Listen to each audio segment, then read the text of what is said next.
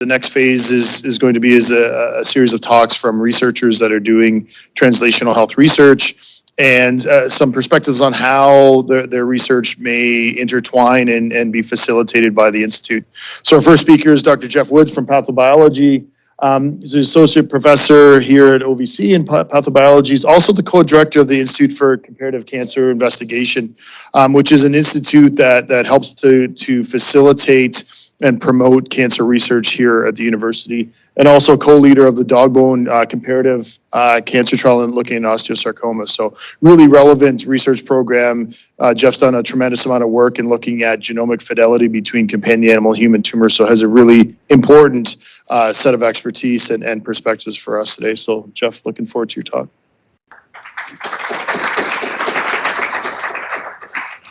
Hi, thanks for that introduction, Jim. And I can't talk about everything that's going on with cancer research across campus, so it's going to be kind of a whirlwind tour.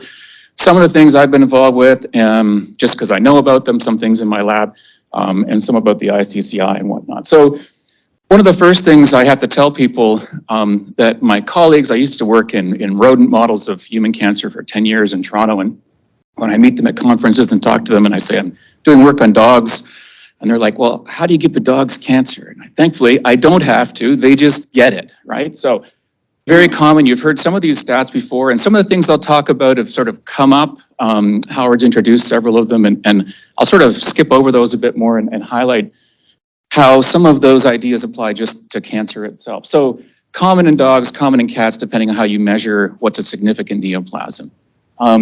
It's a disease of aging.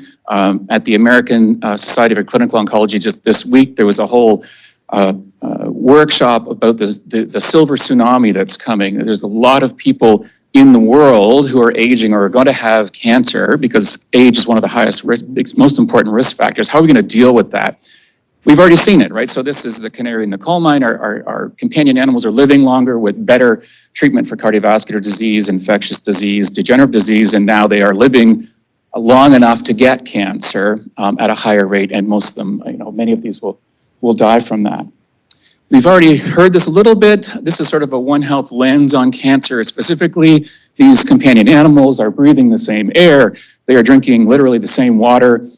They are, as Howard said, eating your food, whether you admit it or not. Looks like ham on the menu, and they probably sleep in your beds. This is my cat that we adopted, and you'll be happy to know that he isn't on diet right now.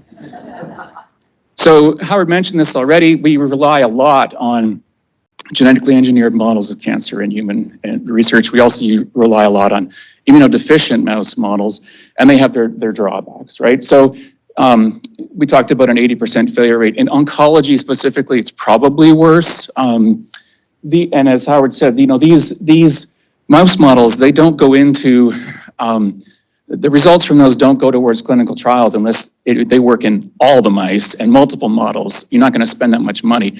So the efficacy here is extremely high, and yet we know when you take this into patients, you can't get to that final FDA approval very easily. It's a high failure rate. So some of the advantages, cancer-wise, and again, this was introduced a bit, but they're spontaneous, they're genomically unstable. Metastasis is one of the biggest problems in humans in terms of mortality, and these are spontaneously metastasizing cancers. It's hard to do that in mouse models. They're immunocompetent, which we already heard mentioned, and they have a lot of comorbidities. I mean, if you think of that cat of mine, he is obese, and a lot of our patients are, but our mice are not, right? So a lot of, thinking about a One Health perspective, we really are sharing these risk factors together. All right, so with that sort of little introduction, I'll just touch on some of these different areas, things that are going on in Guelph, the Institute for Comparative Cancer Investigation, our tumor bank, a different repository in the States, the Golden Retriever Lifetime Study, our own dog bone research group, which looks at osteosarcoma in dogs, and a little bit about an initiative we've been trying to get going, the canine feline cancer genome atlas. It's finally sort of coming to fruition now. So the ICCI was founded in 2007 by Brenda Coomer and Paul Woods, and Michelle Oblak and I took over as co-directors a few years ago. We do a lot of clinical trials, and if you want to hear a lot more about clinical trials, Charly McKenna has a display over there, and you can go and talk to her about that at the break. and she'll be talking later as well. So we've run a lot of patients through these. 1,300 patients have gone through 48 different oncology-related studies. Some of these would just be extra blood draws, some right up to different kinds of imaging and big clinical trials. And one of the ones was this large trial through the, several large trials through the NIH Comparative Oncology Trials Consortium. So the US NIH has recognized that there's a lot of value in comparing companion animal cancers, especially dogs, because we have more of those samples, to humans. And they've set up an institute and put a lot of money behind this to do it. So they've run some of these. And we have an annual symposium. Just 2 weeks ago, we had ours on cancer. And this was our keynote speaker, Amy LeBlanc, and she actually directs this NIH program. So she oversees all of these trials. And it was great to have her here as a well, here virtually, as a keynote speaker.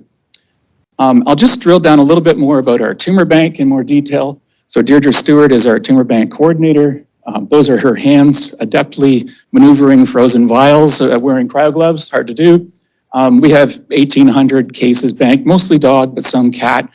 And these are aliquoted, so 30,000 aliquots to deal with, to keep track of in our different freezers.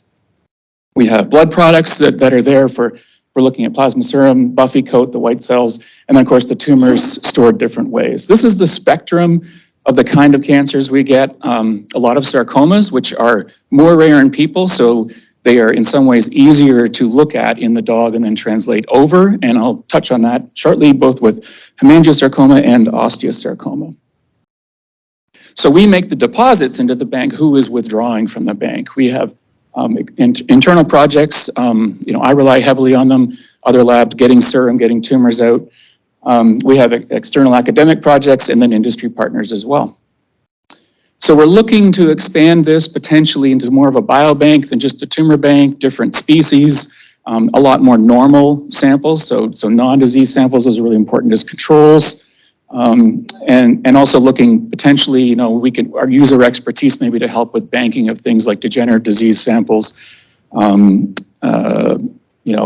neurological samples, cardiovascular, whatnot.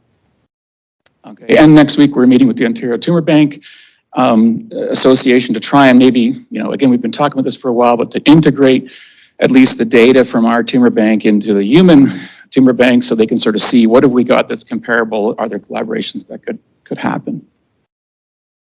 A different repository that's organized by the Morris Animal Foundation in the States is a Golden Retriever Lifetime Study. So this is a large initiative started a long time ago, because it takes a long time to do this, where they've banked blood every year when these Golden Retrievers go to their annual vaccination and health check. They put the serum samples and other samples in a frozen bank. And then when the dogs get cancer or other diseases, you can go back in time virtually and pull those samples out of the bank and say, could we have predicted this ahead of time? And not just cancer, but lots of other various diseases. And you'll hear after the break, Lauren Grant's going to maybe touch on this. So stay tuned for that. Don't take too long over at the coffee. You don't want to miss what she's going to say. So these are two of the most common cancers that these dogs get. And we've applied for and received 300 serum samples from dogs who went on later to get lymphoma. So the 3 samples before they got lymphoma and control dogs. And this is a long-standing collaboration with Dr. Darren Wood's lab in pathobiology, looking at microRNA in the blood. And Latasha Ludwig is the PhD student in my lab who's doing most of this work. The idea is, we know there's differences in microRNA at diagnosis. Do they occur earlier in these animals? Can we go back in time and have detected this earlier? The other interesting thing about this, again, thinking in a One Health perspective, is that the microRNA, in terms of their sequence homology, are almost all 100% identical to human, cat, cow, dog. They're all about the same. There's a few that have small variations, but the ones we're looking at mostly are identical across species. So this may apply to humans, a very hard study to do in people. People have tried this with blood donor banks. It's super hard to do, but we've managed to do it in dogs. Hopefully you will recognize this famous Canadian. So this is Terry Fox, an osteosarcoma patient, had amputation, had chemotherapy. This is another patient with osteosarcoma here at the Animal Cancer Center, had amputation, had chemotherapy. So very similar diseases, In humans, it's actually considered more of a rare disease. We see it much more commonly in dogs, so we have more samples. It affects adolescents, young adults, so Terry Fox was 18 when he was diagnosed with osteosarcoma. Our pets are a little older, but of course they're also aging at a different rate. Similar diseases in terms of the metastasis spread to lungs and bone. The survival is actually, it's poor in humans, but it's even worse in dogs. So what we're really modeling here is the worst cases of osteosarcoma in humans. And those are the ones we need to make advances in treatment about, of course. So Alicia Valori-Petit in Biomedical Sciences and I started this dog bone research group, really just to bring people together across campus. And so we have PIs from all 4 departments in OVC as well as in engineering. We tried to tally up the grad students involved. It's really hard to count since 2014, but or 2017 when we started it, but about 27 graduate students, about 25 undergrads, including a lot of veterinary students are in this. And we've had a lot of funding from Pet Trust. They've been very supportive of this. We couldn't have done it without them. And we've expanded a bit to get, AKC money and Morris Animal Foundation money as well. This is, you're not going to be able to read this, obviously. These are some of the publications. Just to highlight some of these, like the first one is, there's reviews we've done about osteosarcoma. There's basic science, there's clinical research, and there's also these clinical trials. And the fifth one there was this large, over 300 dog clinical trial run through the NIH. And there's another one that's, I think, under review that's about to be published on osteosarcoma in dogs that we participated in. I'll just highlight this one at the bottom, 19. So Courtney Schott was a PhD student in my lab when she did this study, looking at the pathology part of osteosarcoma and how, we really don't have a good system for grading these. And that wasn't a surprise to some people, but I think it sort of woke everybody up and said, is the human one any better? Probably not.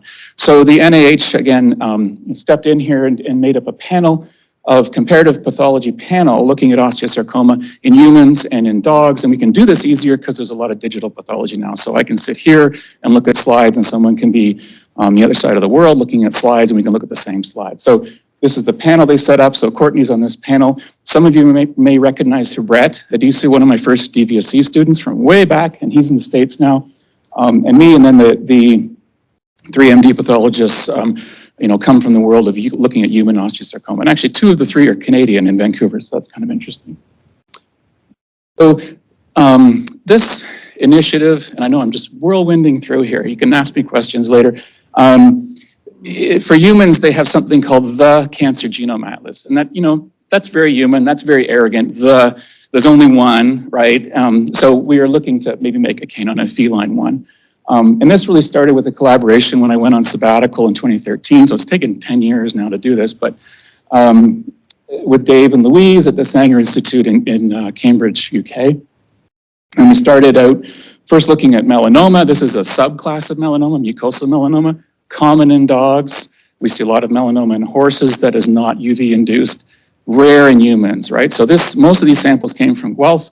They had to go to 6 different hospitals in the UK to get enough of these samples to do this study. It's really a rare tumor in humans, but very important. So cross-species analysis, lots of common mutations. It wasn't really a surprise to us, but at least it's been documented now, and you can look and see what are the mutations. And that's all publicly available data now.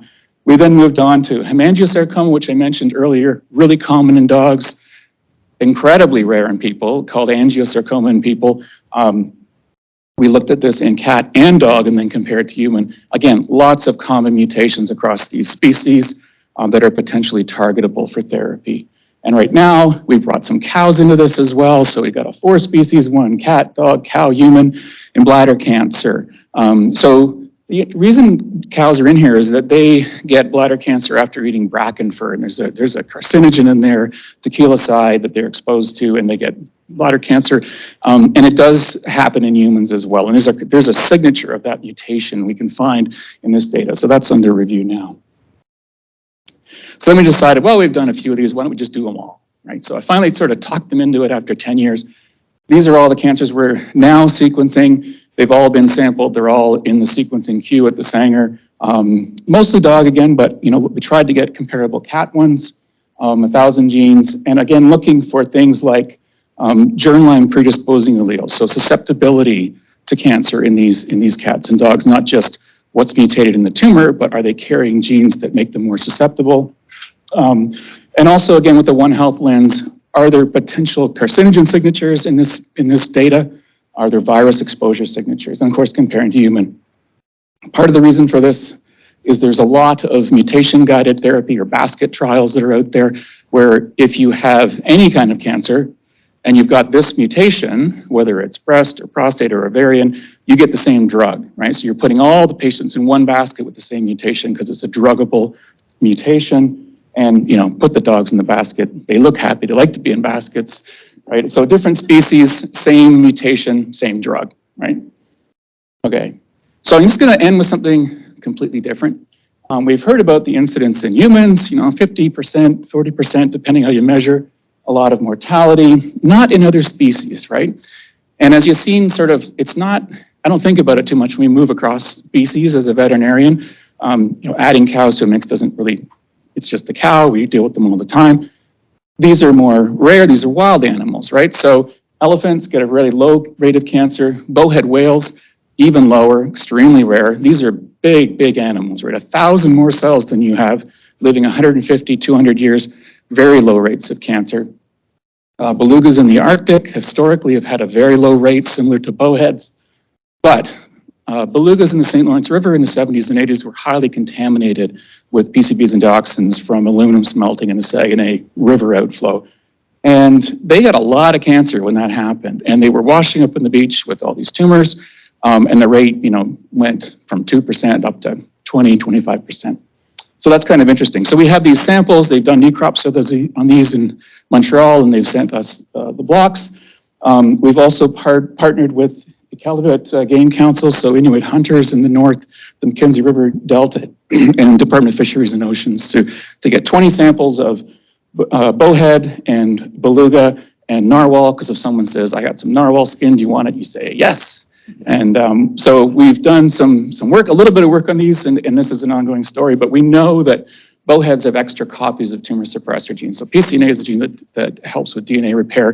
This has already been published, but it was just one whale, right? So now we've got 20 of these, and it turns out that belugas and narwhals also have 2 copies of PCNA, which isn't super surprising, except that they are a lot smaller, they don't live quite as long. Is PCNA really what's helping the bowhead, or is it, and humans have 1 copy, dogs have 1 copy. And we're also looking at various other animals. Horses have 2 copies of some other tumor suppressor genes. So that's to be continued. So I'll just end with the obligatory picture of my lab. There he is, right? So literally a lab, but figuratively, this is a laboratory. If you look at this dog and you analyze what's going on with the genome, with the tumors that develop, with the comorbidities, with other things, this is important for the dog and also important for human research. So that's my real lab, much scarier. They look like they got an axe to grind. And I can't thank everybody because there's so many people involved in sort of tour, but these are some of the students and collaborators, some of our funding, especially Pet Trust and Smiling Blue Skies, our sample providers, ICCI people past and present, and I thank you for your attention.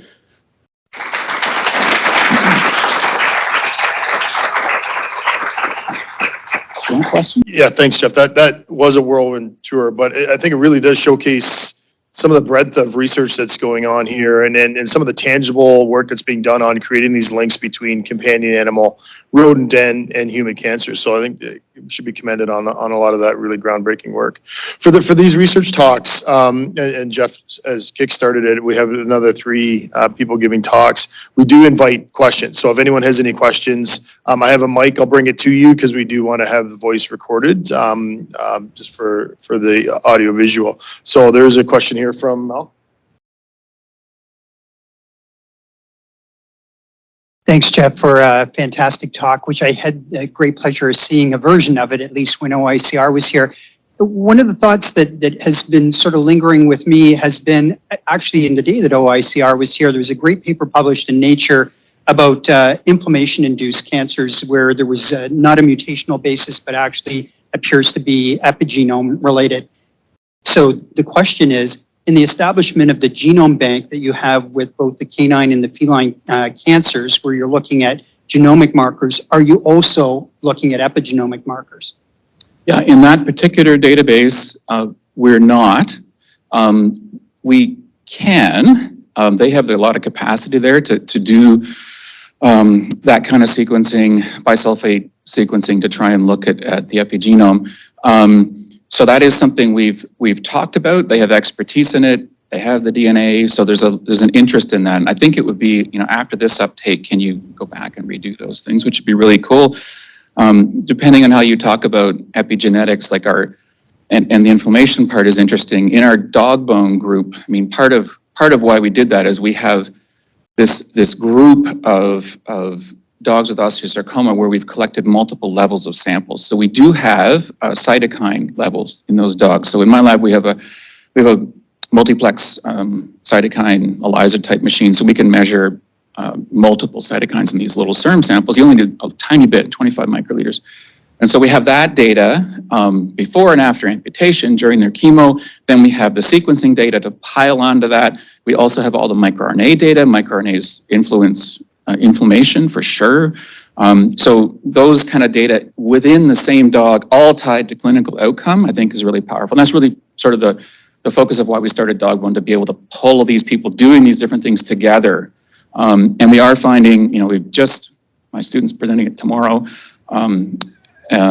that there's a link between inflammatory cells in the blood, the levels, and outcome in osteosarcoma. And that's been shown for other different tumors, but not so much for osteosarcoma. So that's something, again, we're looking at that too. So lots of different things going on. Yeah, thanks. Jeff, from my perch in industry, I see huge and growing interest in immuno-oncology, both in, if I can use the term, the pure immunological response and the cargo of a therapeutic of some sort, particularly including radioisotope therapy. Where do you see the role for translational research within the Institute in that particular context of immuno-oncology therapy in its broadest sense? Yeah, I think, maybe even Jim and Michelle may even answer that better than me, because I'm not directly involved in that, but there's opportunities there. I think one of the things, and I've been talking to the NIH about this, is we need the reagents to be able to subtype canine immunological cells. We don't have all of the little receptors. You can divide T cells into all these little bits and B cells and subdivide. We have some of them, but not all of them. And so getting those reagents would be important. And they do have a movement to try and do that, get the antibodies made to do that. And I think then you've got a comparable baseline. Because right now it's a bit harder to say we've influenced gamma delta T cells when we don't have the markers to tell that we did that. Yeah, so I think that's evolving. But I think the opportunities are there. Hi, Monica Kojokaru, ADRGS in CPES, College of Engineering and Physical Sciences. Full disclosure, I'm a mathematician, so I'm a bit close to this question. So nowadays, of course, there's an advent in artificial intelligence of all kinds. One of the things that I know pharmaceutical companies are looking at, especially when they're running clinical trials, is this synthetic clinical trial simulated methods, right? Where do you see, or whether if you thought at all, where do you see the work that the Institute is planning to do with respect to this particular sort of saying fairly new trend, which is very computationally heavy based? Yep.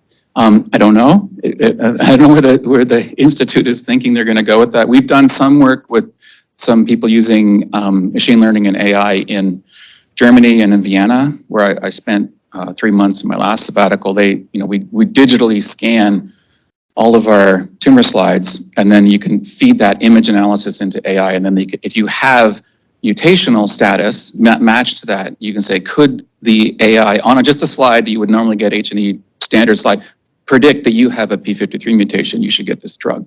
So that's something we are actively doing, and I think that once there's a lot of this data gets deposited, it's not curated very well right now for dogs and cats. It's there. The NIH is trying to make it a repository where you can have this mutation data, and then you could mine that, and that would be something that would be, I think, ripe for someone to troll through and say, you know, you've got this signature, do you get this drug kind of thing? Or how well did that patient do? Is it a bad mutation or is it one that's not really associated with poor outcome? Don't worry about it kind of thing. Yeah, so I could see that happening. Jeff, just before I hand the mic over to Deb for her question, I was remiss in not welcoming our online and virtual participants, which we have a number of people that are attending the conference virtually. So my apologies for that. Welcome to the conference, but also to let you know that anyone that's on virtually that has a question, please feel free to put your question in the chat. And we have people that are monitoring for questions in the chat. So please don't hesitate. If you do have a question, put it in the chat and we'll get to that as well. So, but here's Deb with her question. Thanks very much, Jim. And thanks so much for that extremely exciting presentation. And I really appreciate Dr. Dobson's question because Betsy and I are on the, advisory advocacy. We're trying to find ways to help get things moving in any way that we can. And one of the pushbacks I was getting, because I'm on a immunotherapy trial, and one of the pushbacks from the doctors that I've been talking with at Princess Margaret is, well, yeah, but our immunity system is different, and so if you're doing target approaches, it's not going to really work if you do it with a dog. But your answer was fantastic, so thank you very much for showing how this can work, because this is one of the barriers that we're seeing as we're talking to people and getting them engaged in this, how relevant it really is and how we can make it work. My question is relevant to that is how and what are you seeing as the barriers? Betsy set this up at the end of her presentation. How can we help remove barriers? What are the barriers that are preventing us from really going whole hog on this? Because this is, as you said, Dr. Dobson, very exciting. Industry's excited. Patients are excited. I'm extremely excited. So is Betsy. Our future depends on it, on your research and finding solutions for the cancers that are attacking us. We're losing hundreds of great people every day to these diseases, and you've got a tool that can help speed it up, make it less costly and more successful. So how can we help you? What are you seeing as the barriers that we might be able to assist with or get others? That's what we're all here for today, right? How do we move this forward? And you're doing amazing work. How do we help you? Yeah, thanks. So there's lots of barriers. Maybe I'll highlight a couple. I think the first thing, and this is maybe something that you can advocate for through CHR and whatnot, is we don't pay grad students enough. I think that's our baseline. Like, they're living below poverty. We keep complaining about it. Grants haven't gone up. We can get good people in who are interested. It's just such a hard thing to do, and they've got choices to do other things. You're not getting the best people, right? So I'm lucky I've got a student that I pointed out, Latasha, has a Van scholarship, right, through Canadian government. She has multiple scholarships, but that's unusual, right? And they still make it's a hard time. So I know CHR and NSERC and SHRC have advocated for this, and the federal government has said, forget it. We're not doing anything, So it has to raise up. It's been decade, I guess, since they've really been increased in salary. That's crazy, right? So that's number one. I think the second thing is this NIH multiple trial thing that we're part of used to be, they were trying to see how this was going to work, and we could help. We could, everybody's in. We're all working at it, see what's going to go. Now they've made it much more competitive to be able to do them. So you have to apply now, right? So it's that infrastructure, because Guelph is now competing with places that are bigger, have more money, all in the States, and they have an infrastructure where they are doing clinical trials all the time. They just add this one into the pipeline and away they go. So I think this institute really, if that can, which I think is what's going to happen, is that to try and get that infrastructure there, so we're not putting in every hour that somebody's doing on something because we don't have anybody doing it. Like we have to budget for it, hire someone in to do it. If they're already there, if it's subsidized a bit, we can compete better with the US schools doing that. Those are two things, yeah. Both of them are money, can you believe it? Yeah.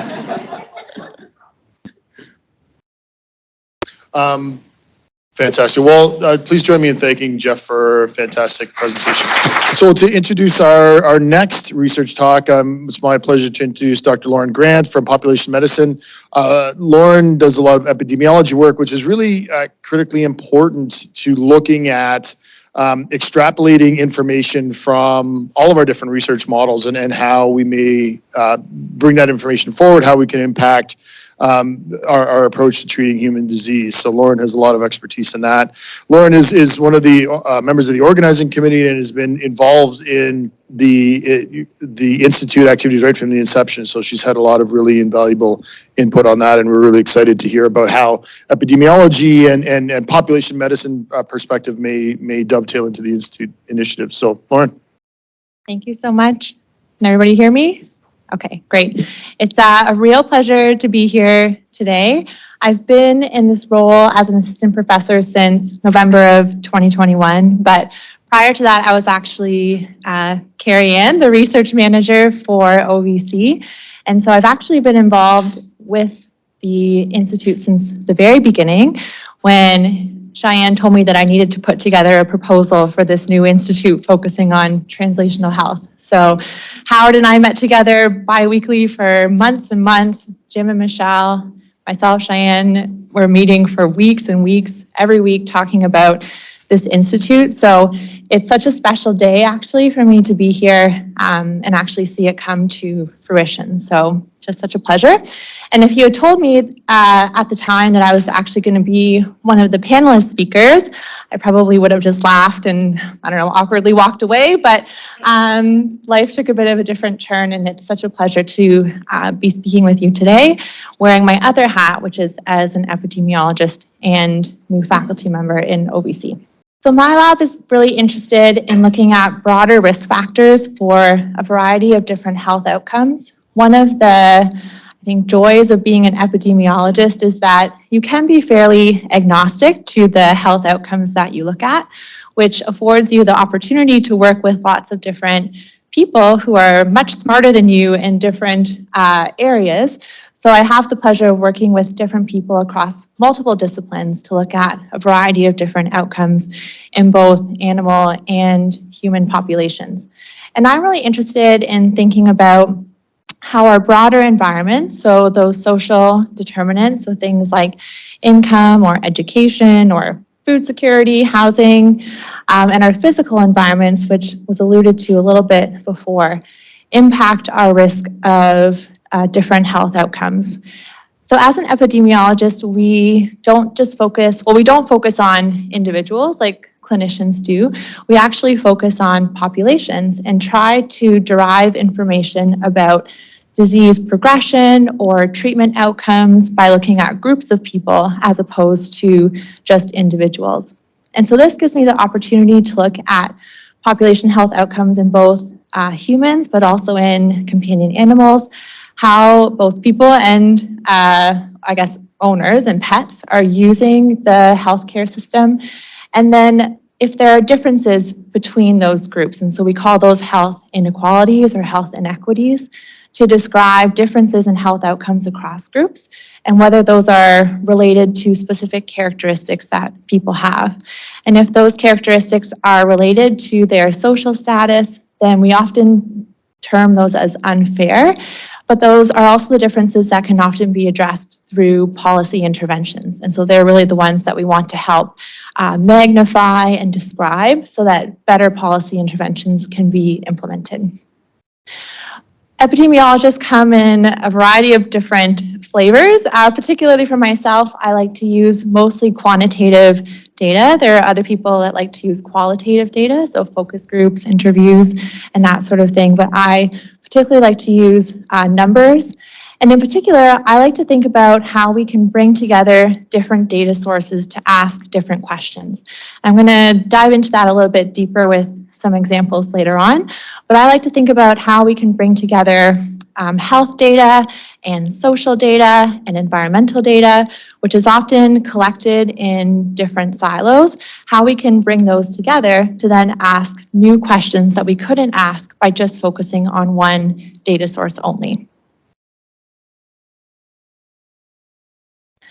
So perhaps one of the outcomes of the COVID pandemic is that people are more familiar with what an epidemiologist is. I think previously people thought we used to work on skin or the epidermis, but that's not the case. So epidemiology is really the science, and we're really interested in looking at how disease occurs and why it occurs in populations. And so we really like to ask questions around the who, what, where, and when, and we can use this information to do lots of different things.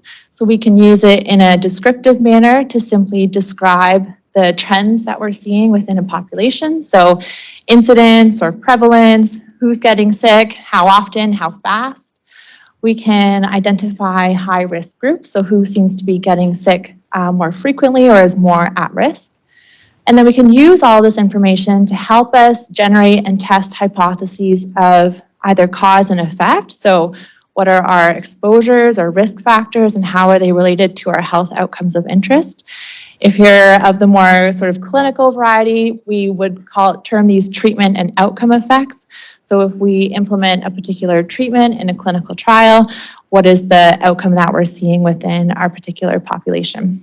The image on the right there, the epi-triad, is one of our sort of models of causation, which looks quite similar to a One Health model, which simply posits that there are interactions between the host, which could be either humans or animals like our pets, our agent, so the pathogen of interest, and then the environment within which those interactions occur. And from the Institute perspective, two of those three things are common across both people and animals.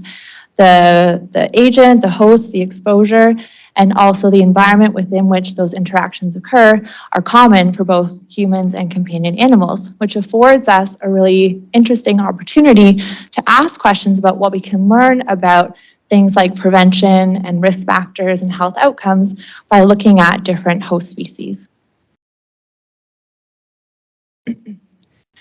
So within our particular toolkit, as an epidemiologist, we conduct different studies to look at either cause and effect or treatment and outcomes, sort of using two different types of study designs. So the ones that are probably more familiar to the clinicians in the room is on the left-hand side. So these are our experimental studies where we would conduct things like randomized clinical trials to evaluate the impact of treatment on outcome. But for some questions, particularly the ones that I'm interested in asking around social risk factors or differences in environments, it's usually not ethical to randomize people to different treatment groups and then follow them over time. You could imagine if we wanted to look at smoking as an example, we can't just make people smoke to figure out what happens to them over time. And so the second sort of umbrella of studies that we have at our disposal are observational studies, and this is really where epidemiologists tend to shine. There's a few different flavors of observational studies, but the idea here is that people will choose their own exposures. We can then follow them over time to see how their health outcomes vary. The most powerful of that being a cohort study, and Jeff actually introduced you to one in his talk, the Golden Retriever Lifetime Study, which I'll also describe a little bit later. But there are a few other ones that we can also use as well to help ask some of these questions. I think relevant to the Institute, I just wanted to highlight sort of two different varieties of epidemiology that are relevant for perhaps some of the work that the Institute would be engaged in. So the first is clinical epidemiology, which probably looks very similar to some of the work that our clinician researchers would do to examine health outcomes in veterinary patients. And so clinical epidemiologists help to do some of this work as well, including the design and execution of clinical trials and other population health studies. Here, the goal really is to help with prognosis and treatment outcomes within different patient populations. The second is around this notion of precision medicine or precision public health, if you're looking at it from a population health lens. And again, epidemiologists are really good at using a lot of data, a lot of numbers to try and glean new information about things that are relevant to outcomes probably of interest to most people involved in the Institute, including things like treatment heterogeneity or biological drivers of disease. And again, more broadly, we can think about those sort of broader influences from your social or physical environments, in addition to shining lights on unequal differences between groups as well. So what I'm showing you here is a model that I often show to help, again, emphasize the role of our social and physical environments on health outcomes. So often when we're thinking about diseases, both within humans and also within companion animals, it's easiest really to collect information about the dog itself or the person itself. And so we have a lot of information about these individual level factors. So things on the human side, so things like age or sex or health behaviors. On the pet side, we have information about signalment, which is commonly collected.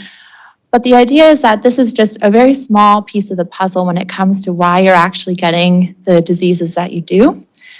There are these other layers of intersecting influences like your behaviors or the lifestyle choices that you're making, which itself are influenced by the environments within which you live, whether those are the social or political environments that you're connected with, or these broader physical conditions within which you live that all have an influence on health. And I really like to focus on these broader factors.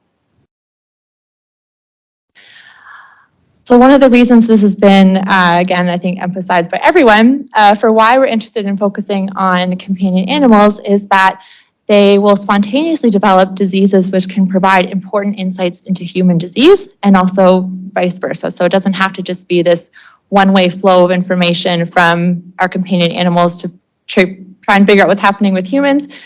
You can go in the reverse. And I just wanted to highlight, again, as an epidemiologist, this is exciting to me that there's actually a whole number of outcomes that occur in companion animals that have sort of a corresponding disease within humans that we could potentially study in more detail.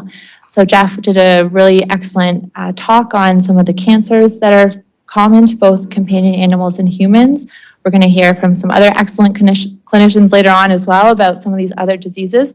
But I just wanted to highlight, and again, an opportunity for the Institute, is that there's whole groups of diseases for which we can focus on. So not just cancer, but also skeletal diseases, spinal cord injury, different genetic diseases, eye, immune, cardiovascular. Missing here are things like neurological disease. And so there's so much opportunity to be able to learn from our companion animals to understand disease processes in humans and vice versa. How am I doing for time? I'm not even sure. 5 minutes, okay, great.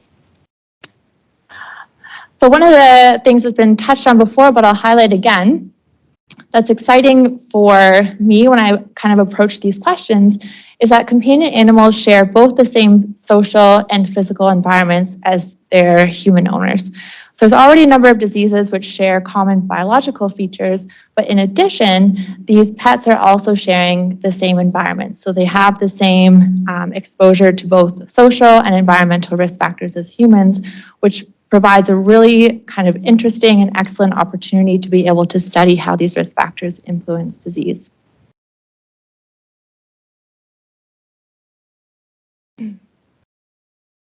So how exactly can we study these social and environmental determinants if they're not commonly collected when we have a pet or a human come and interact with the healthcare system? And there's really two different ways. So one is we can go out and we can collect primary data through things like surveys or cohort studies, which I'll show you in the next slide. And the second opportunity is that we can link different data sources that have been collected for other purposes, either at the neighborhood or the individual level. So one really fantastic opportunity that exists for both clinicians and epidemiologists is the Golden Retriever Lifetime Study, which is a prospective cohort study run out in the US. So they started with a group of about 3,000 healthy golden retrievers. They collected a whole bunch of baseline information about them, so not just about sort of the dog characteristics, but also those broader risk factors through surveys of owners and their veterinarians. And then they followed that cohort of golden retrievers forward in time to see the different disease outcomes that these dogs might have. Some of the advantages of doing a cohort study like this in pets is that pets obviously have a much shorter lifespan than humans, and so we can see disease progression much faster than if we were to try and do an equivalent study in humans, which also exists, but we can do these kinds of studies on a time scale of 10 years, whereas in humans it might be 40, 50, or 60 years, some of these really long-standing cohort studies that we have in humans to try and get at the same information. So we can sort of compress all of that into a much shorter time scale. So I mentioned we can also look at secondary data information. So for both humans and pets, we can obtain health data from a variety of different sources. The most common ones that are available to us as epidemiologists and as researchers are your health records. So your things like OHIP on the human side, or on the pet side, we have medical records through hospitals or clinics. One of the challenges that I'll speak to in, I guess, a minute, because I don't have too much longer. Well, on the human side, there's been a ton of work to make this health data publicly available, obviously subject to lots of privacy considerations.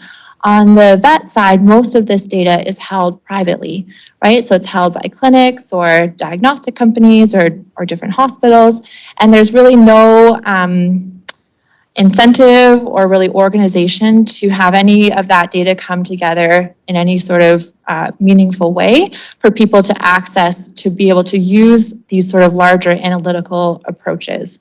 And so that's a challenge, certainly, for using vet health data. We can then link social and environmental information. The most important thing about you, if you didn't know this, is your postal code when we're thinking about some of these broader determinants to help link some of this social or physical environmental information to your health data. That holds true for both humans and for pets as well. So I wanted to highlight some of the work that's currently being completed by my master's student, Karis Fine, who's here today. And this is being done in collaboration with Fiona James, who's going to be talking next. So I hope I'm not stealing your thunder. Good, okay. So this was a poster that was just presented last week. So Fiona was maybe one of the first to agree to collaborate with me to ask a question around how does socioeconomic status influence risk of canine epilepsy requiring tertiary care. And so at the moment, we're combing through medical records that are held at our referral center, and we're linking social information through owner postal codes to examine how it relates to different epilepsy outcomes. So perhaps not surprisingly, the graphs, I know you can't read the text, but the graphs on the left all share a similar story, is that as socioeconomic status increases, the number of referral cases also increases. And you might say, well, maybe that's not related to disease at all. Maybe that's just an access issue, which may very well be the case. But at the moment, a lot of that information is anecdotal, and that's pretty much where the story ends. So before we can perhaps have interventions or conversations about how we can improve things like access to care so that we can address some of these inequities, we have to be able to quantify them. We have to have numbers and information that surround some of those blanket statements to be able to start to address some of this issue. So if you want to chat further, Karis is here. We're happy to connect on that as well. So I just wanted to end here an epidemiologist perspective on opportunities for the B2B Institute. And I appreciated Deb's question earlier around what exactly can we be doing if you have the influence to do so. So the first is really to promote and support the usage of veterinary clinical data for research, including linkages of other public and private data sources, especially true for veterinary data.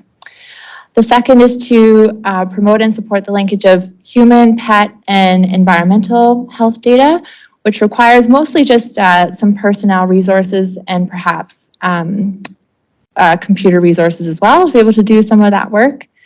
The third, I think there's a great opportunity for OVC to run their own prospective cohort study on translational health outcomes. I think we have the infrastructure, the people power, the brain power here to be able to do so. And I think this institute would be a great home for a study like that. And the fourth, and this was mentioned, I think, earlier, a question about machine learning. I think there's also great opportunity for OVC to be a leader in, or not OVC, sorry, the Institute to be a leader in the application of big data analytical methods to veterinary data. And with that, I think that's my last slide. I will end there. Thank you so much. Okay, thanks, Lauren. Are there questions from the audience or anyone online? Maybe while people are thinking about some questions, Lauren. So, you know, in human, when you look at epidemiological data, there's multi-center trials. It's a little bit different. We have many fewer veterinary, you know, clinical trial centers. So we have one here, but there's lots of this type of work going on in regular vet clinics. Lots of, you know, oncology therapies that are going on.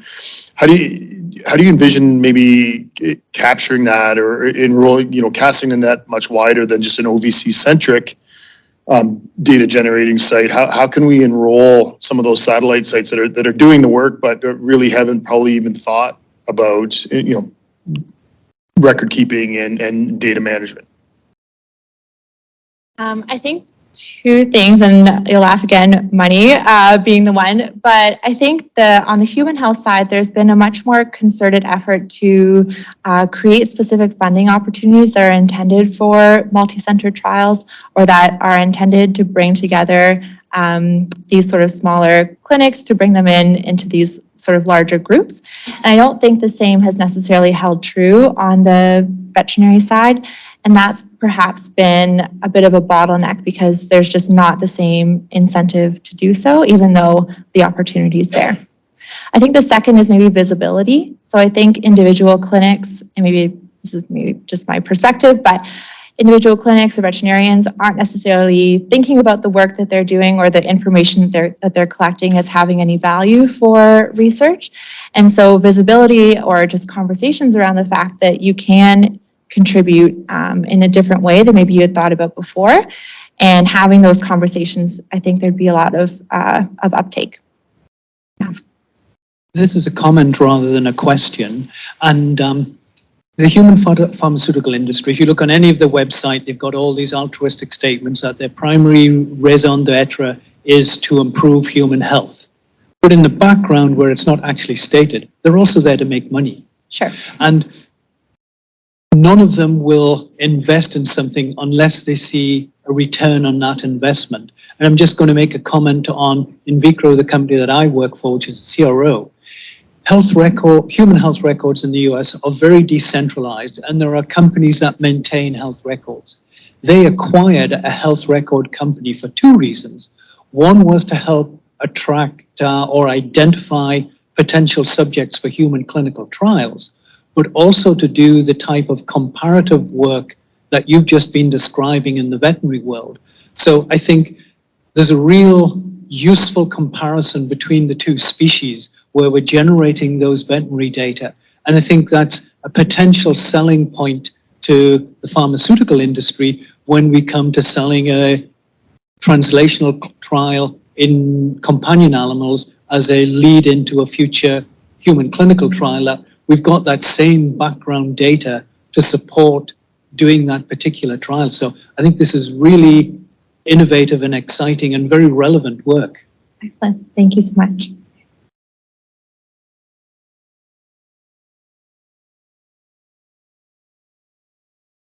Thanks. Really nice presentation, Lauren. Teresa Bernardo, PopMed. So there's a huge underlying issue here that is common to both human medicine and vet medicine, and that's the inability to collate individual health records into populations. And it's not done well in human medicine, and it's very difficult to do in vet medicine as well. Everybody has records in their separate clinics or offices, and there's no easy way. There's been so much focus on protecting the identity of the individual, and we're missing out on the possibility of combining all those individual records to look at what's happening as a whole. And there are easy ways to de-identify data. The UK has done the best job with this, that they're a national health system, their NHS. But it's just sort of mind-boggling because it's all there if we could just put it together. It's not an easy thing to do, but it needs to be done, and we have to find impetus to do that.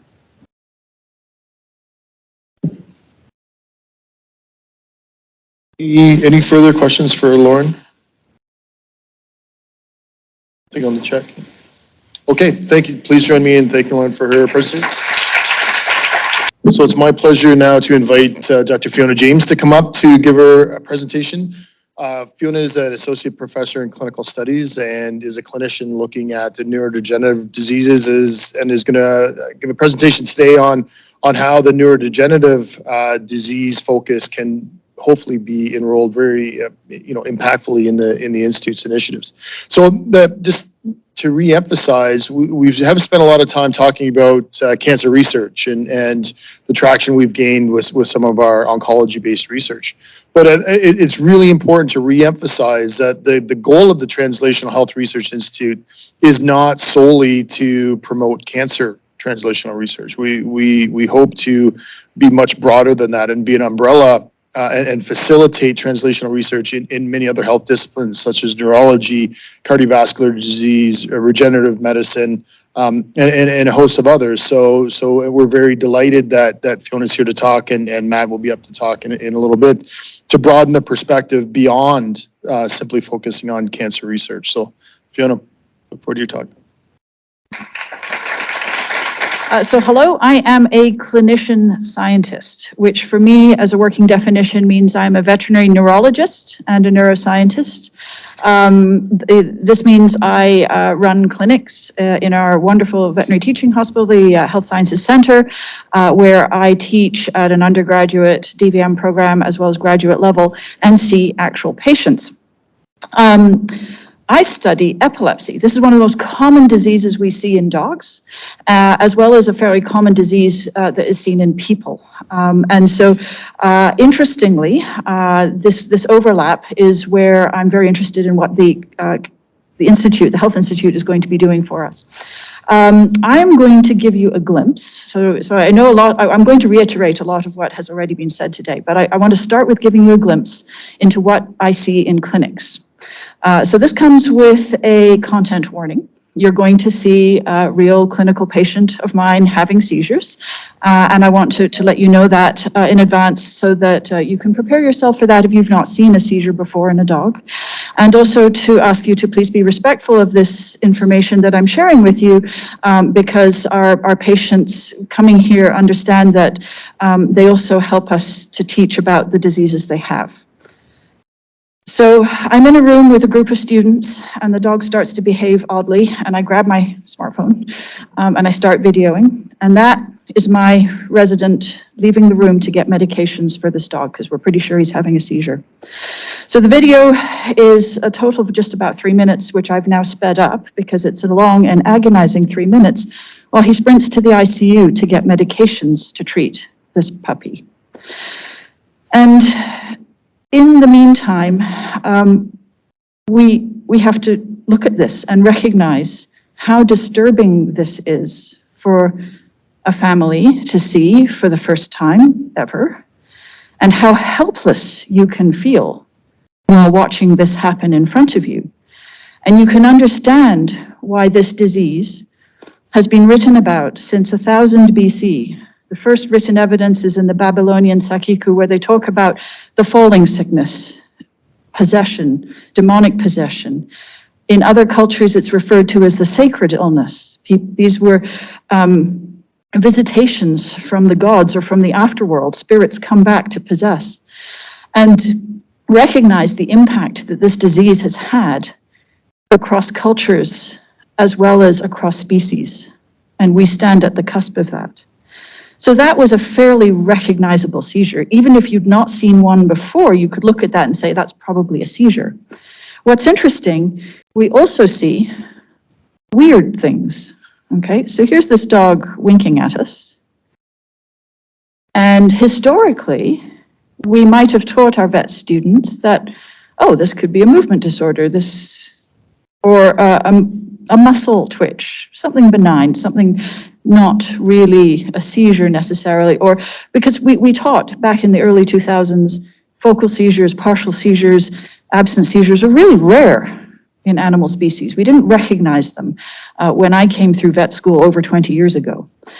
And one of the things I want to tell you about today is how we've changed our perception of that, and in doing so brought veterinary epileptology much closer to where human epileptology is today, and the potential for translation between the two species as a result.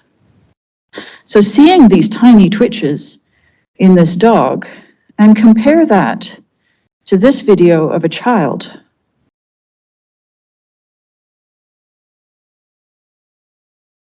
And you can see there's tiny twitches of the nose and eyelids in this child. And that dog and this child are having the exact same type of seizure. And the way we know that are the electrodes that are stuck to her face and head. And that recording is played on the right side of the screen. And that's called electroencephalography, an electrical recording of the activity of the brain. And it's a diagnostic test.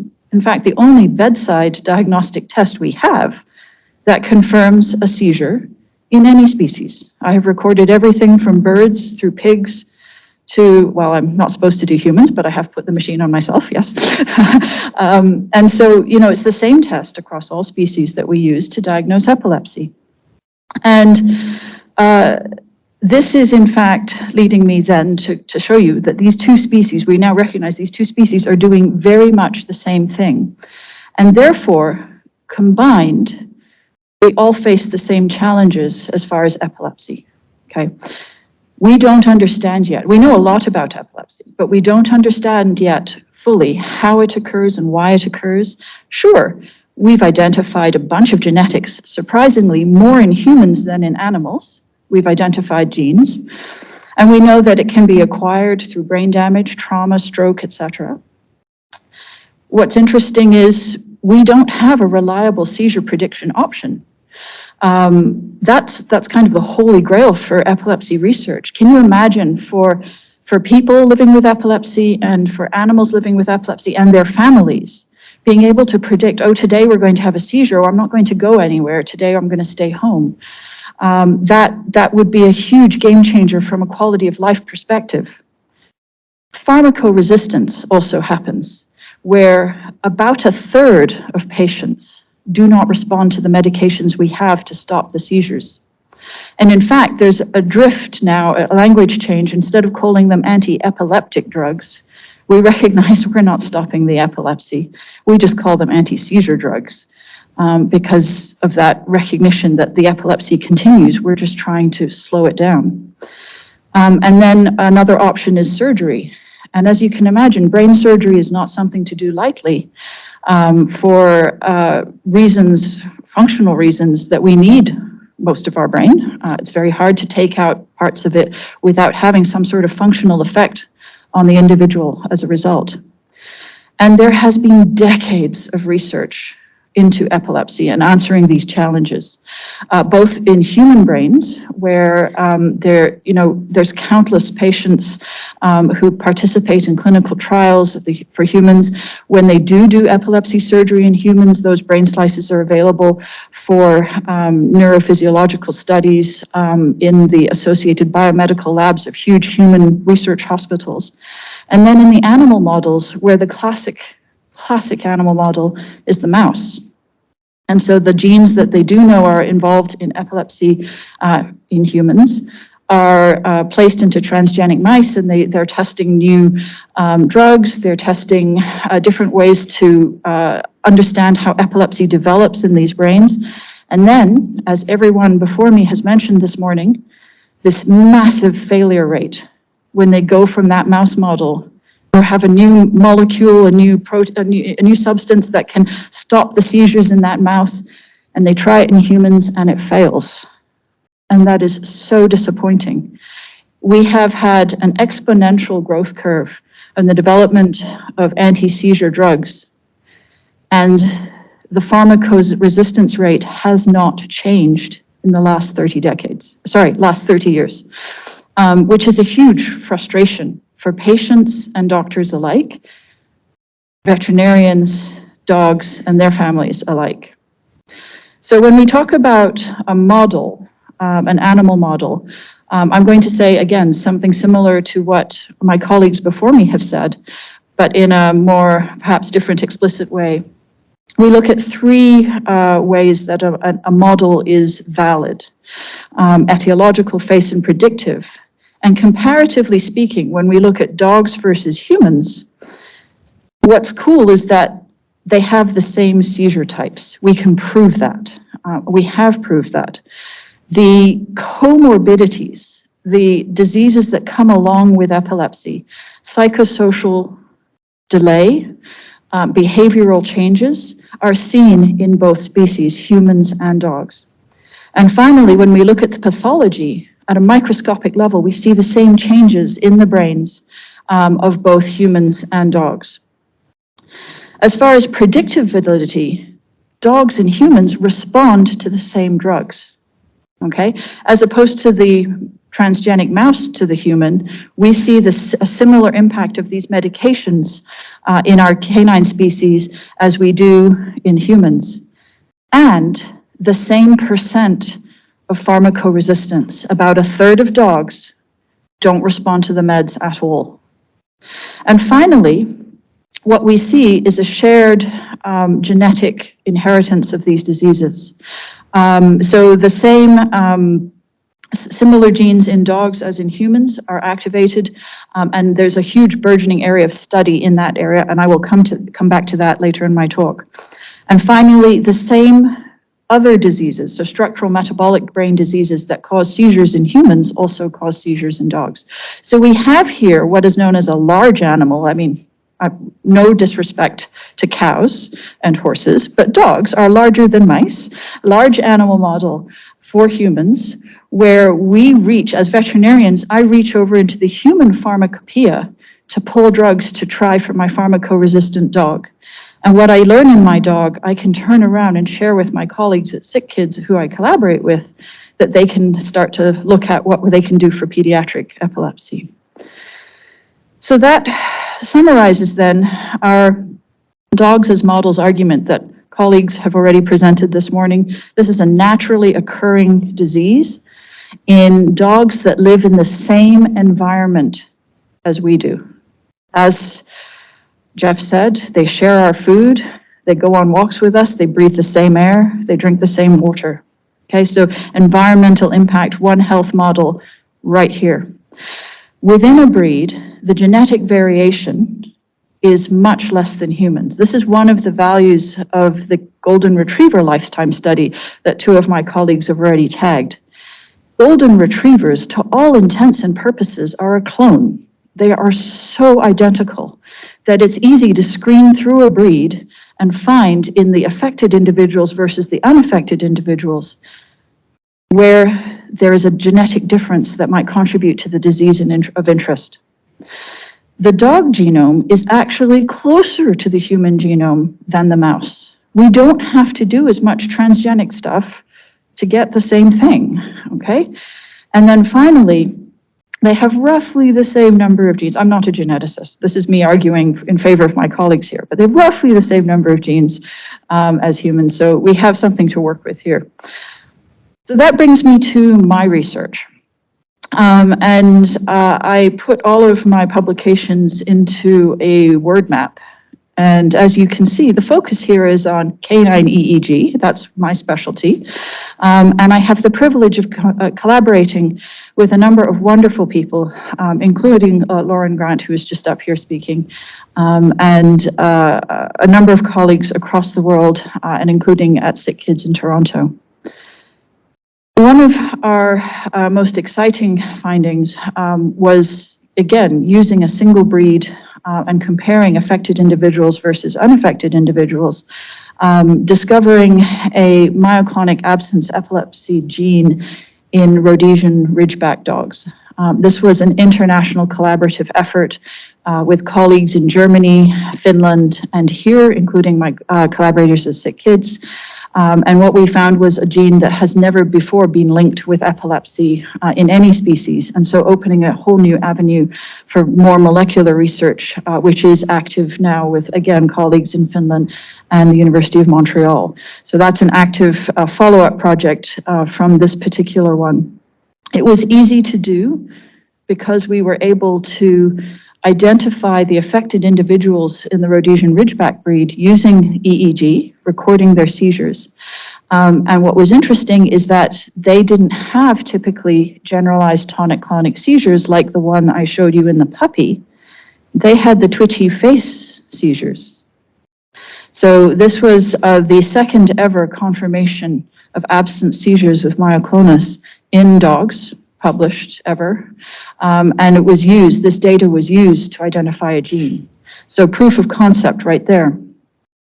Then from a branching into how do these genes actually have this effect, another area of my research is a collaboration with colleagues here in biomedical science, John Lamar, and a co-supervised PhD student who's now faculty at the University of Montreal, where we're starting to grow human and dog organoids. These are cerebral organoids, so not talking about cells in a sheet on a plate, but cells that are grown from stem cells that are encouraged to form the organ of interest, so mini brains in a plate, basically, in which we can test their development in an epileptic environment. And this paper that we put out last year was one of the first steps of that process. And the next step is to do the same in these dog organoids. And the branching from here goes into personalized medicine. If I can have a patient who's drug resistant and get a skin sample and grow organoids and then test drugs and figure out which pathway would work best for that patient, that is game-changing for that particular patient's quality of life and opens similar pathways for people living with epilepsy as well.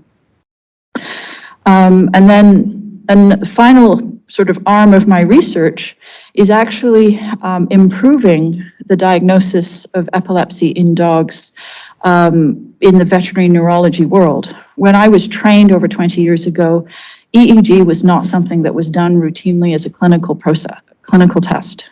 And I think I can say with some pride that I have changed that. But there is still more work to do.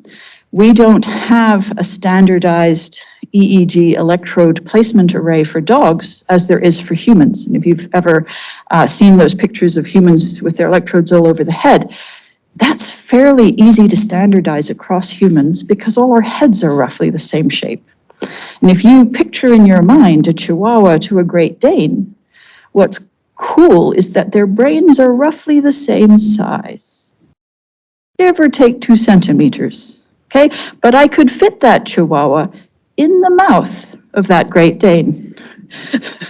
So we need to do a lot more work to standardize our EEG approach in dogs, and that is a main focus of my lab because it's really hard to compare recordings from clinic to dog unless we have some sense of what the variation is and the error bars are in that process.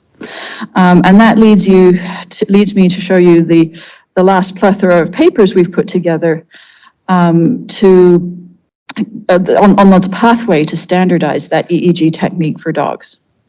And I'm pleased to say that the next steps of my research program, which are hopefully going to take advantage of this new institute, moves me more from the theoretical and into the clinical research component.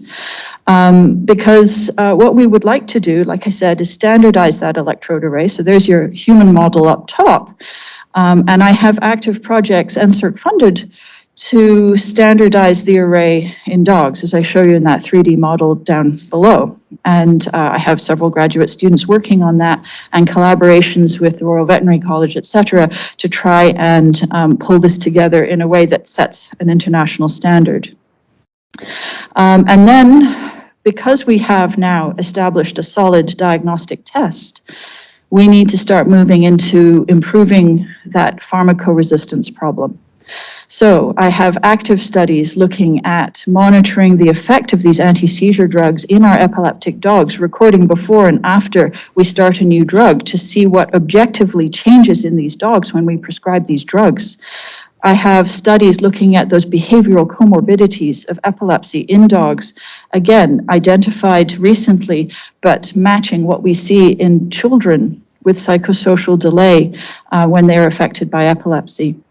We are looking at non-pharmaceutical interventions, active studies on vagal nerve stimulation, transcutaneously so that there's less surgery involved, and then taking from all of these, starting to predict drug resistance in dogs, looking for biomarkers for these, and then molecule testing for novel anti-seizure drugs in dogs with the plan to translate that back to the human species, because everything we've taken from them and used to improve epilepsy diagnosis and treatment in dogs, we can now give back to our colleagues in the human hospitals. So that is a whirlwind overview of what it is I'm doing in this lab and what I would like to do with the help of the Translational Health Institute.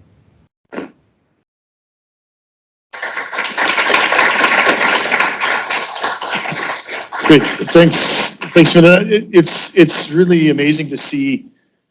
If you do a SWOT analysis on our cancer therapy development and looking at what you presented with in neurological intervention, pharmacological interventions, the challenges are the same, right? The ability to develop effective therapies using the current models are ineffective. Therapies haven't changed for decades, and that's really interesting. I guess if I could ask just one quick question. So one of the opportunities we see with the cancer development, the human cancer clinical trials, so for taking a therapy through to phase 4 clinical trials takes about 12 to 14 years.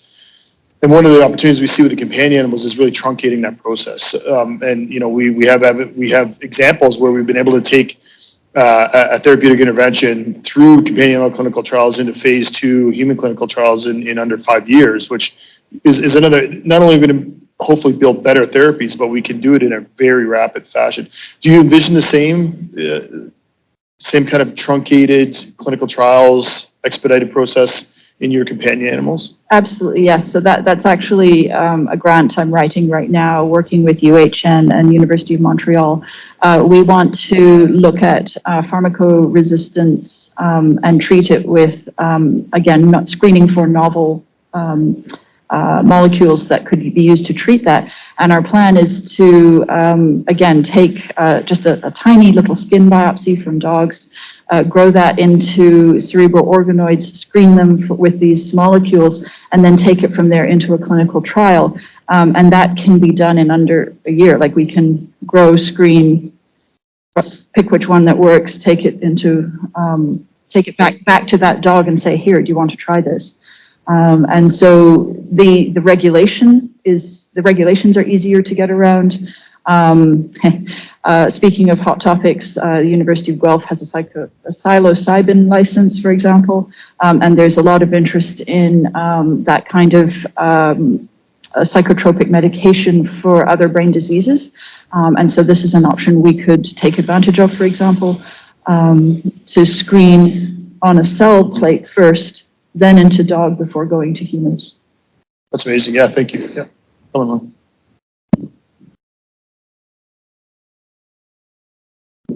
Fiona, I had so much respect for you before, and it's just grown exponentially since watching your presentation. Your work is so fascinating.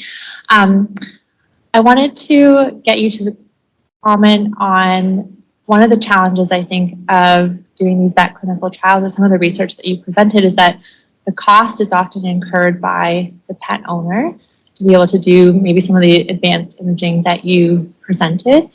I'm wondering, what are you doing now to kind of work with pet owners in that way? And what would be the better approach that maybe with an institute like this that could be used to maybe help further some of that, that barrier? So Okay, excellent question. Thank you very much, Lauren. So to unpack that, clinically, we look at 3 tiers of confidence in our diagnosis of epilepsy in a dog. And the first tier is actually super cheap. It's, well, I'm not that cheap, but it's my examination of the dog. And then that they fit a certain inclusion criteria based on age and breed and blood work. So that is relatively cheap. And on top of that, if we add the EEG, and currently I've just about covered the cost through my grants of every EEG done in the hospital. So that's at no cost to the owner. We then have objective proof of the type of epilepsy they have. And that should be sufficient to enroll them in a clinical trial without the advanced imaging that we are looking for.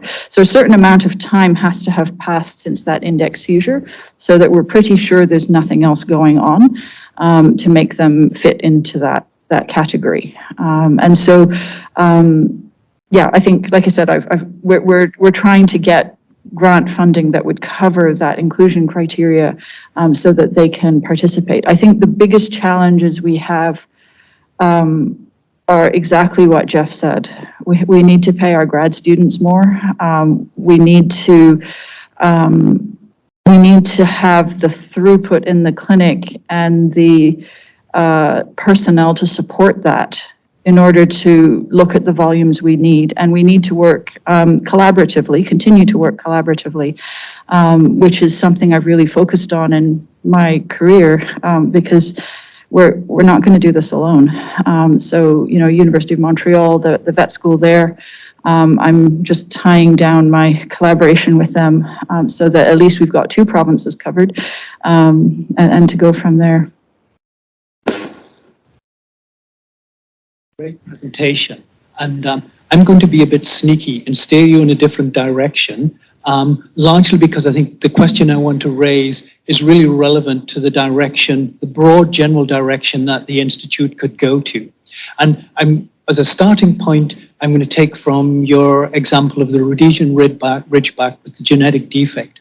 Yeah. As you know, gene therapy in its broadest sense is a very topical area of research, and particularly drug administration by the intrathecal route. In my day job, my primary focus is in that area of research of the mechanics of intrathecal drug delivery. And it sounds simple, you make an injection into the CSF and wonderfully it gets into the brain. That's actually far from the case. It's very complex, but the dog is commonly used as a research animal simply because of its size.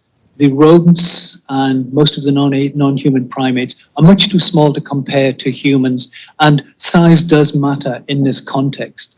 So I'd like, from your perspective, where do you see intrathecal drug delivery using dogs as a translational model for drug development, obviously both for the dogs themselves, but also for humans, because I think there's huge interest in industry in using dogs in this context. Absolutely. So kind of a long-winded question, and I took you away from your topic. Yeah, no, actually, I think it is very relevant because, like I said, seizure prediction is a huge,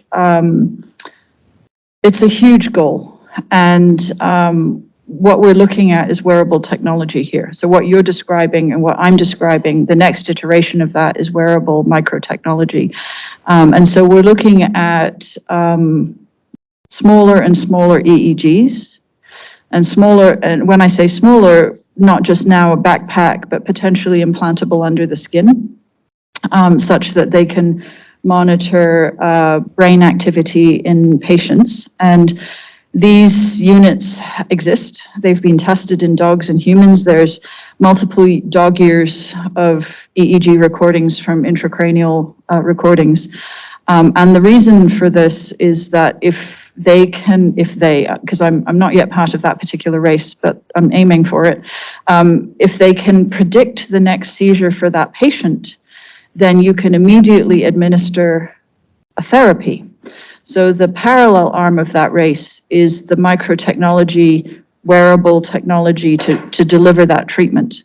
Vagus nerve stimulation is one of them, and we're talking about implantable vagus nerve stimulators, and these are effective for humans with epilepsy, but due to some anatomic differences have not done as well in dogs yet, which is why I've not gone that far. I've only been using the transcutaneous version, but I could equally see depots, microinjectors with a catheter into the intrathecal catheter placed to deliver at the point where we predict that seizure is about to happen. And I think anything that works in a dog will work in a human. There's no question. Yeah. The technology is certainly there for that, and I've been involved in not that specific study that you related, but the reservoir with the catheter and programmed administration on demand, so to speak. And yeah, it's definitely doable from what I've seen. Yeah. Awesome. I'm very excited to hear that without breaking any NDAs. Same with me. All right, terrific. Thank you so much, Fiona. That was a fantastic presentation.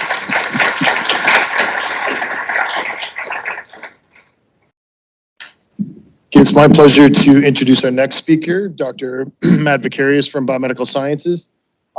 So to round out the menagerie of animals, we've talked about dogs, cats, whales. Now we're going to talk a little bit about other translational models. So Matt is an associate professor here in Biomedical Sciences, looking at a unique translational model that I think is extremely relevant to the goals of the Institute. The cellular processes that Matt's going to talk about are really applicable to developing a really robust understanding of a whole different host of disease mechanisms that I think will really lead to great impacts in our ability to develop novel therapies, test them through the translational spectrum of animals that we have access and opportunities here at Guelph, and ultimately on to improving human health. So, Matt. Awesome. Thank you.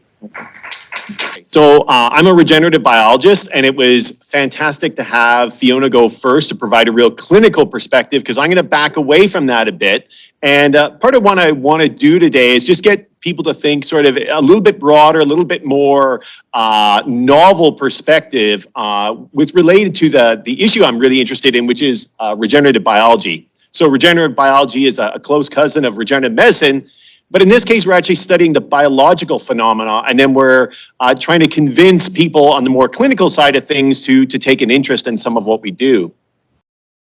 So I'm going to define regeneration here as tissue-specific replacement of cells, tissues, and body parts. And this image represents probably the most classic image of regeneration there is. So if you think about regeneration in your mind's eye, you probably get something like this. We have a 4-digit high five from a salamander here. On the far left side is the original hand and arm. Then under anesthesia, the animal's been amputated, and over a period of days and weeks, it will spontaneously regrow what looks like an exact replacement. So this is clearly the goal of regenerative medicine, and one of the things that we're really interested in regenerative biology. And so our lab really takes inspiration from what goes on in the natural world and tries to think of ways of sort of bringing it into the lab and into the clinic.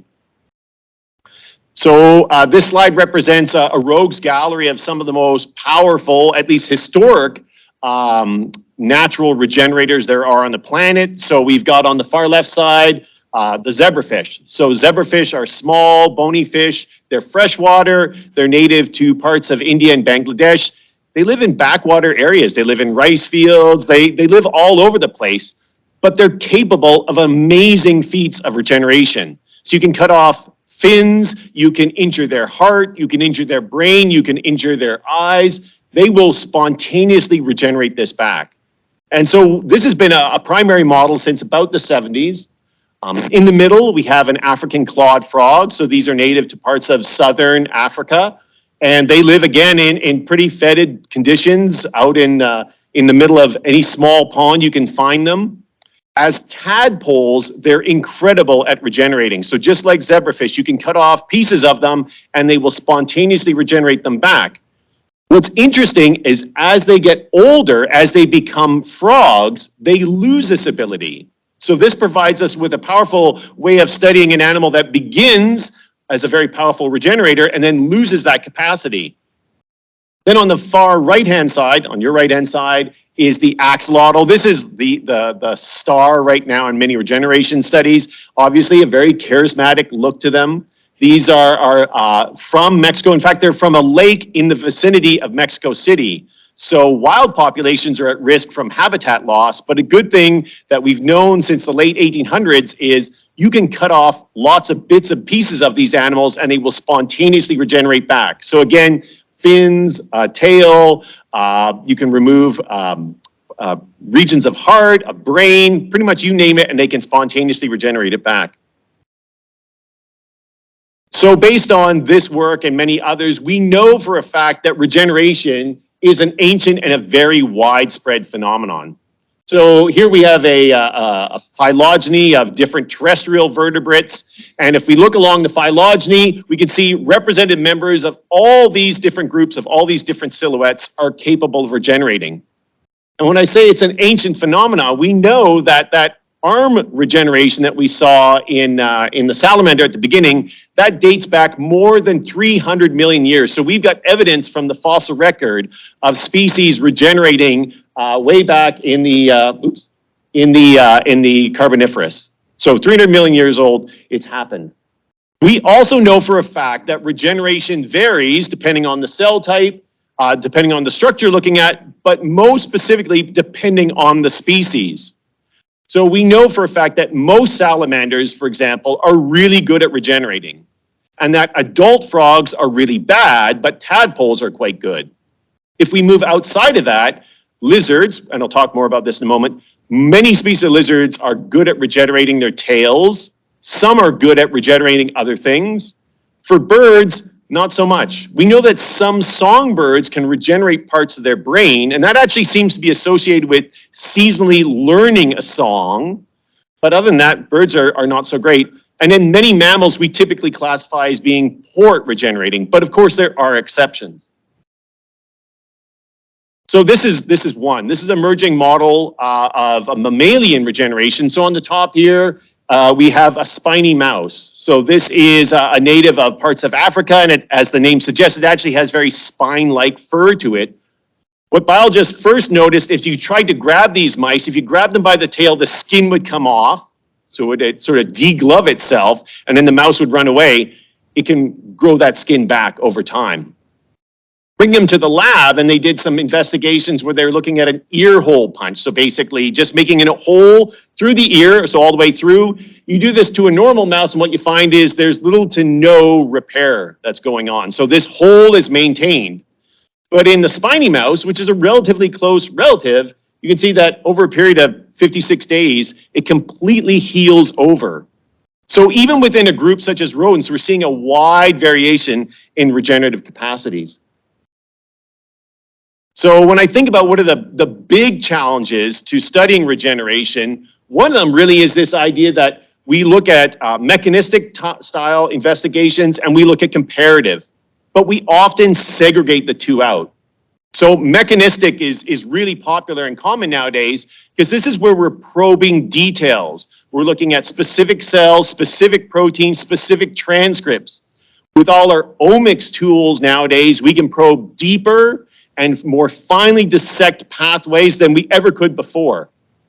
But the problem is, as we go deeper, we're actually looking narrower. We're actually seeing less of the picture. We're focusing on certain targets, which is super powerful, but sometimes we lose the forest for the trees. So mechanistic type studies are really what's being emphasized now, certainly by funding agencies, and there's a good reason for that. We're getting a ton of new, extremely valuable data. To do these sorts of studies, you need model organisms. So a lot of times, we've already talked about lab mice, things like zebrafish are pretty common lab models. You want it to be repeatable, so you want really to have almost the same organism again and again. But from a biological perspective, we know that out in the wild, there are no model organisms. Every organism is different. And so again, the mechanistic studies are super valuable, and I have nothing against them, but they're being overemphasized at the expense of comparative studies, at least from my perspective. So this bullseye here is just to represent a study that was done looking at regeneration, repair, and a bunch of different factors and which organisms were showing those factors. And you can see it sort of spread all over the place. So on the left-hand side, there's an area where it talks about external cues and temperature. That's really important for things like zebrafish and salamanders. Okay, they're ectothermic, they're cold-blooded. They need the environment to regulate their temperature. So for those species, temperature plays a big role in their ability to regenerate and heal wounds. But for mammals and birds, many other species, it doesn't. We generate our own temperature that way. We can see that there's other issues related to hormones, steroids, all that sort of stuff. But there's no common theme that works for everyone. And that's part of the challenge here is, are there common themes that work for everyone that we could then harness to use in a more clinical type setting? So one of the things that we're interested in as a lab is that why some cues and events are shared between species and others that are not.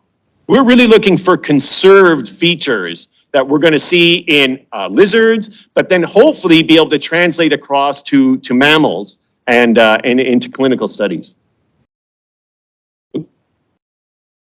So this is sort of an interesting example. People rarely think about this as being an example of regeneration, but deer antlers. So deer antlers are pretty extraordinary in that these things can grow in between 2.5 and 3 centimeters a day. That's an extraordinary rate of growth. Of course, it only happens for part of the year, but within 3 months, they can gain 15 kilograms of antlers. Okay. Now, for most deer, this only happens in the male, and it's very, very seasonal.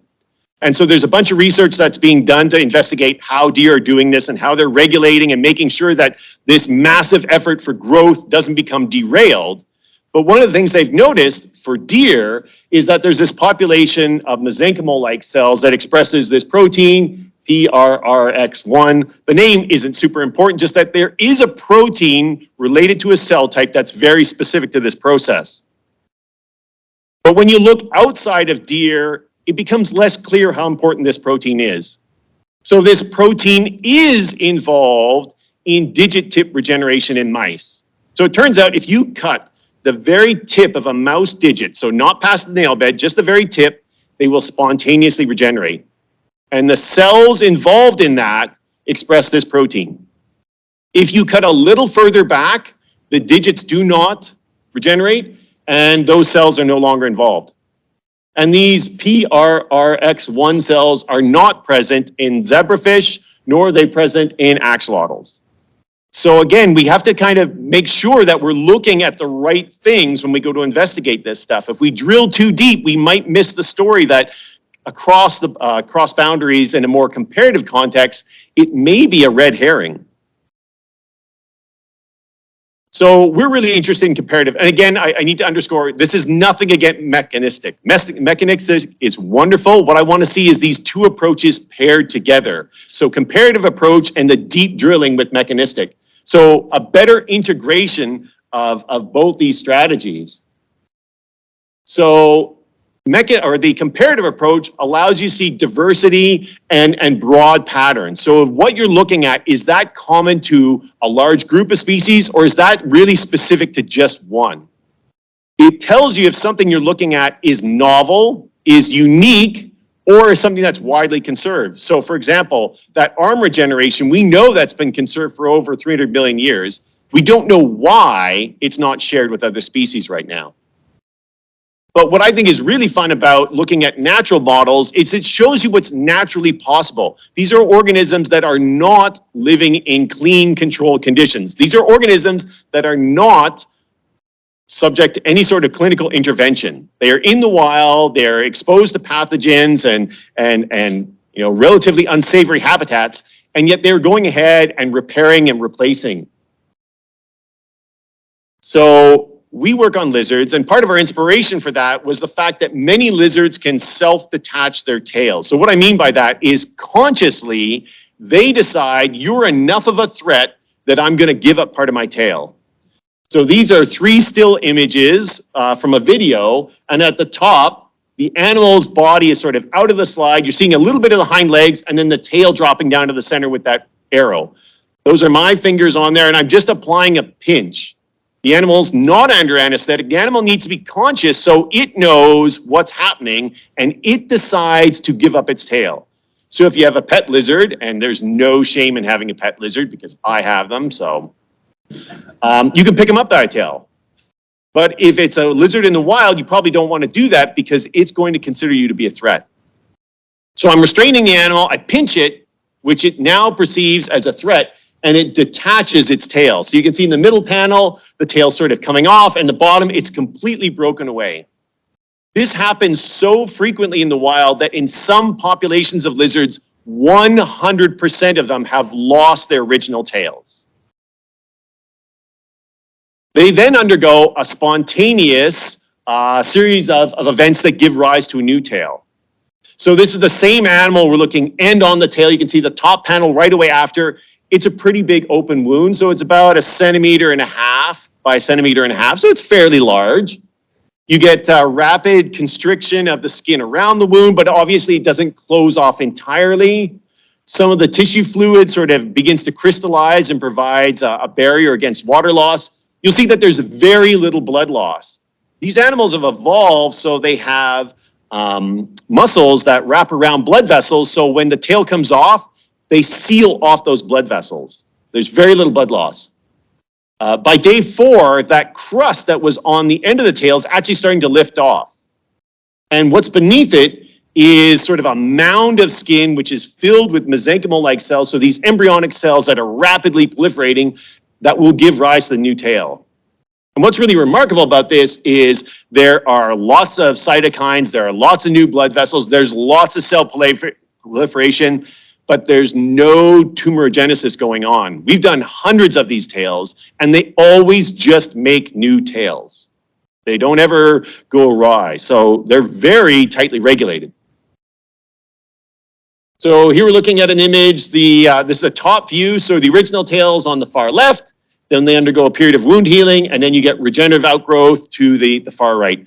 All the tails on the bottom belong to different individuals, so you can see they're all sort of, they have a different pattern to them, but this is basically illustrating over a period of 1 month, they go from having no tail to a brand new tail. Now, to show you how good that new tail is, the specimen at the top of the image there, that has a regenerate tail. So outwardly, these look really, really close to what the original once was.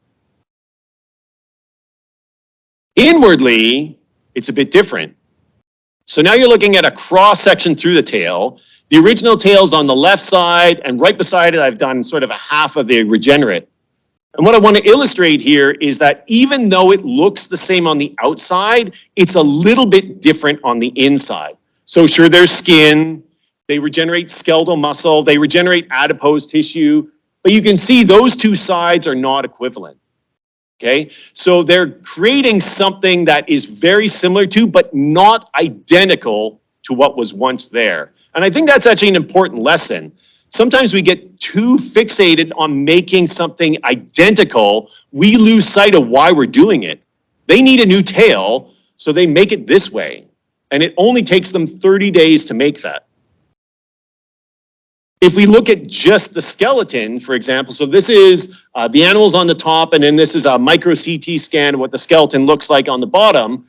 The original tail is made of a series of bony vertebrae, so just little backbone pieces. And you can see abruptly where that dotted line is, the new skeleton is not made of bone. It's actually made of cartilage.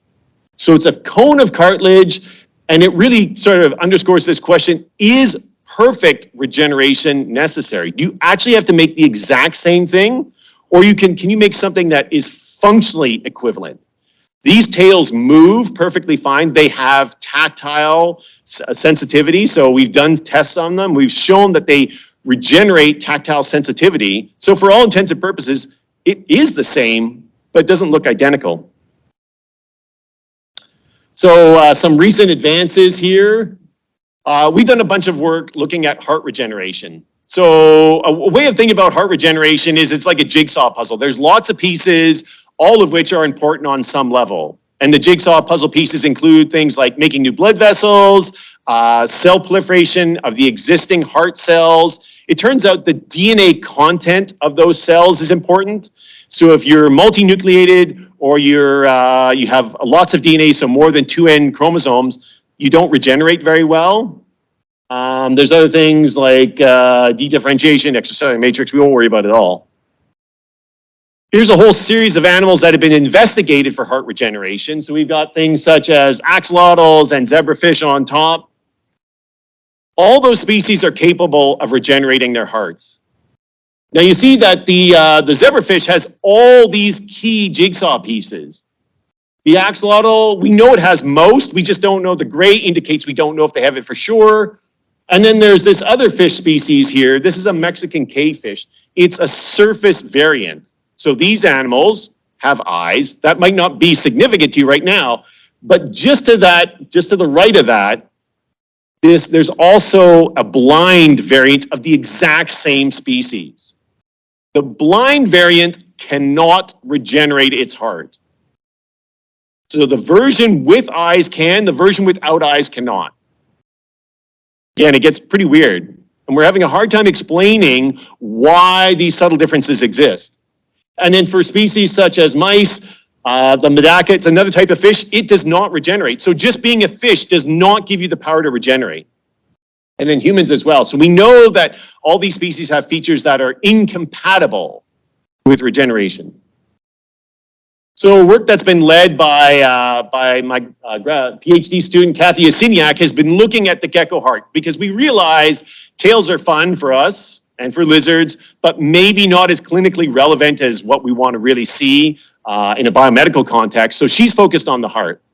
So here we're showing an image of the gecko and just showing you where the heart would reside. So it's in the upper part of its thoracic cavity. On the far right-hand side, we've got a digital model of the gecko heart. So the gecko heart is sort of partway between a fish heart and a mammalian heart. So a fish heart has 1 atrium, 1 ventricle. Mammal heart has 2 atria and 2 ventricles. And the gecko heart, as for all reptiles, has 2 atria and 1 ventricle. So it's like a midway point between those two. So Kathy devised a strategy whereby we could create an injury directly to the heart that sort of mimics what happens with a heart attack. Now, it's not a perfect mimic, but it's pretty close.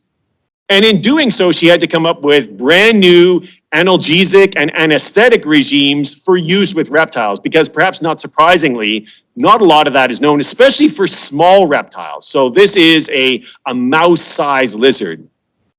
So she was able to create an injury to the heart, and you'll see that this is a cross-section through the heart here. All that's labeled in green are heart muscle cells. And on the bottom sort of right-hand side of that, there's a patch where there's no green staining cells anymore. That's where the injury is. And this injury takes up 10 to 20% of the ventricle. So it's a pretty sizable injury. Now, what we're really proud of is in pioneering these surgeries and these injuries, Kathy had a 100% survival rate. So all the animals survived. So this is 3 days post-injury. It's called a cryo injury because we basically take a metal probe that's cooled in liquid nitrogen and it gets placed right on the heart. 100 days later, with no clinical intervention, so the animal was given some analgesics to get by, but there was no direct clinical intervention to the heart itself, you can see it's almost entirely healed up. And she's now got functional data to show that functionally, the heart is almost where it began. So it's completely restoring this. And again, it's spontaneous. It's strange because we don't expect lizards to have heart attacks. So clearly this is not an evolutionary adaptation to their diet or anything like that. It's a capacity that they have that we're only just beginning to discover. So if we look at all these jigsaw pieces for geckos, it turns out we know for a fact they have almost all of them. And that the pattern of regeneration that we're seeing in geckos closely resembles that of zebrafish and axolotls. So it speaks to a very evolutionarily deep pattern of healing. That this is something that is shared across a variety of different species, which might be helpful to know moving forward. Okay, so future pathways. So when I think about sort of one of the sort of most interesting recent events in regeneration, especially regenerative biology, it's work that was done by a group that is led by a Canadian. So Neuroscience Murugan is actually, she did this work while she was down in Boston, but now she's up here in Canada again, which is awesome. So they were looking at these African clawed frogs. So I mentioned before the tadpoles can regenerate lots of different tissues, but the adults cannot. So they took adults and they amputated part of its leg. And so the little radiograph there with the red line, that shows the plane of amputation. And then what they did is they manufactured a wearable device.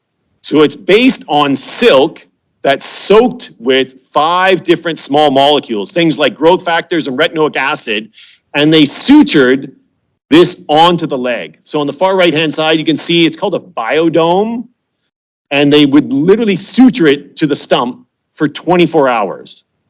So they give the animal surgery, suture this on, put it back in the water. It's nice that it lives in water, so you don't have to think about this animal actually stepping on this. After 24 hours, they take it off. So the top panel shows you what happens if you amputate the leg of one of these frogs and you don't put the device on, and you get this sort of stick or spike-like outgrowth. So something comes of it, but nothing very specific. With this multi-drug treatment, you can see they're actually starting to create a new foot. So that's 24 hours exposure. So what about ourselves?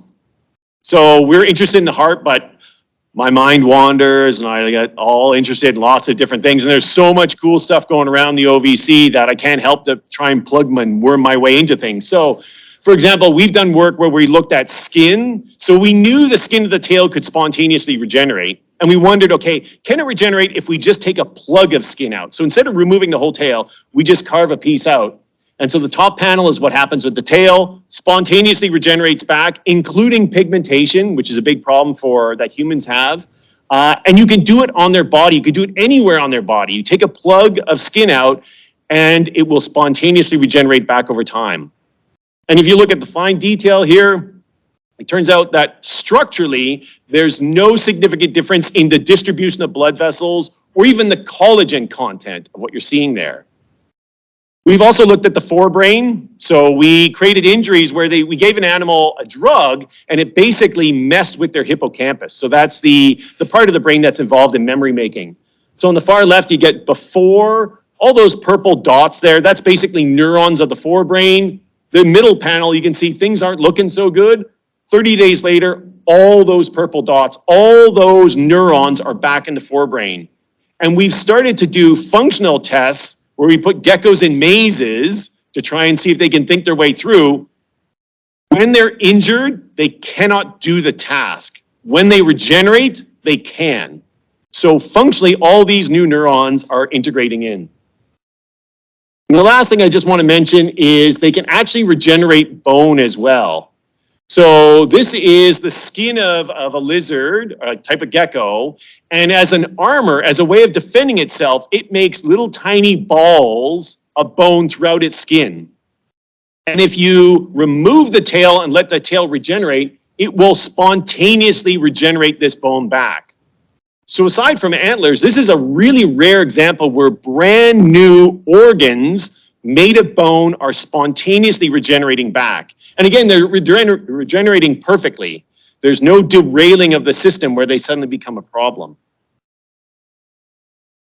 Okay, so I guess abruptly that sort of ends my talk. Hopefully I've shown you that there's a lot to learn by exploring in the natural world. I know it's a little removed from the direct translational end of things, but I think there are some really powerful implications that can be harnessed this way. I'd be happy to answer any questions.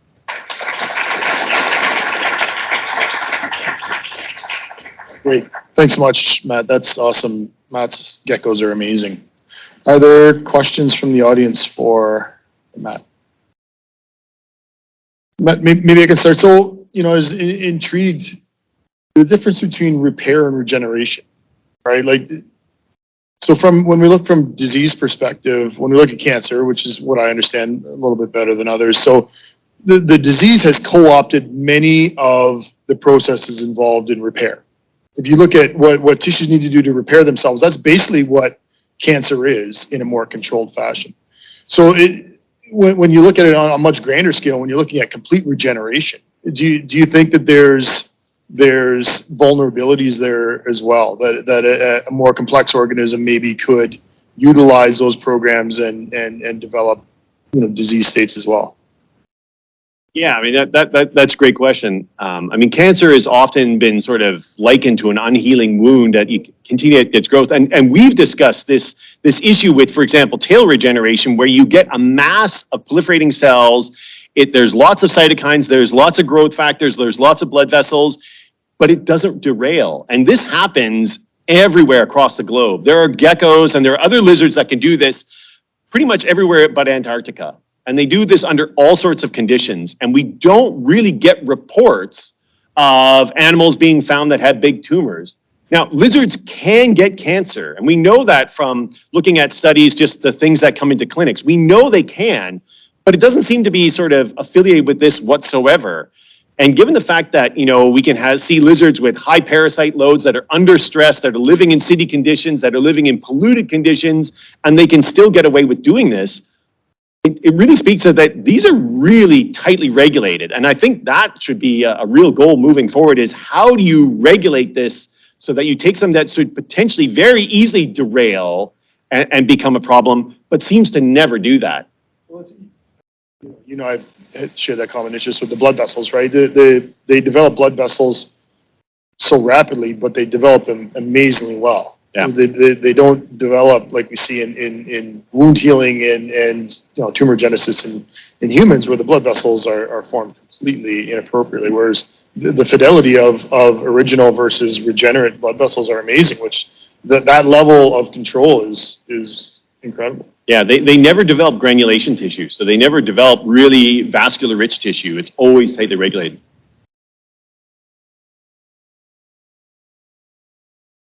Hi, Matthew. I enjoyed the talk. I like the little leg over there. So I have a question about that regeneration of the tail, where you show that it's cartilage.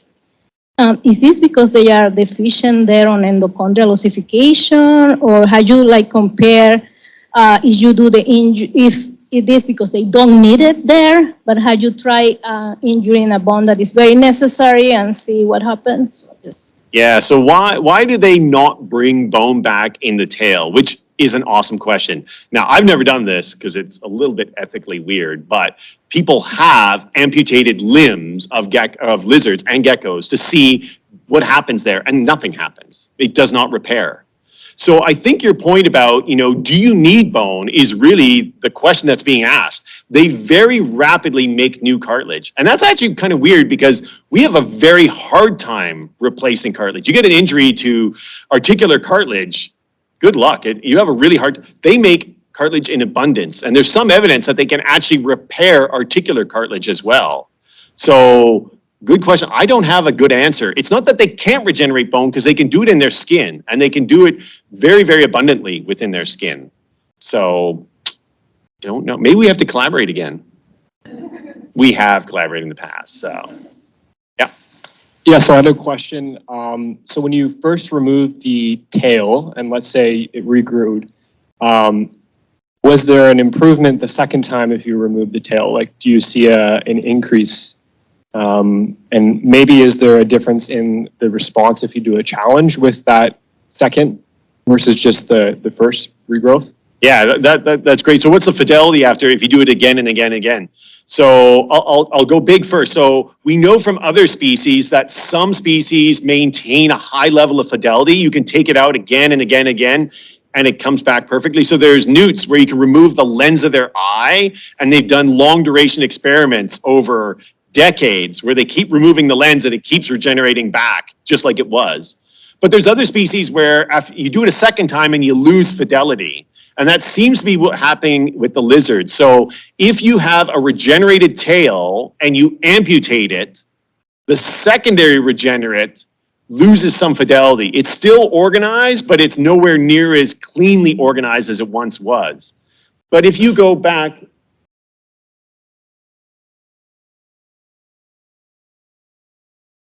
where was I here?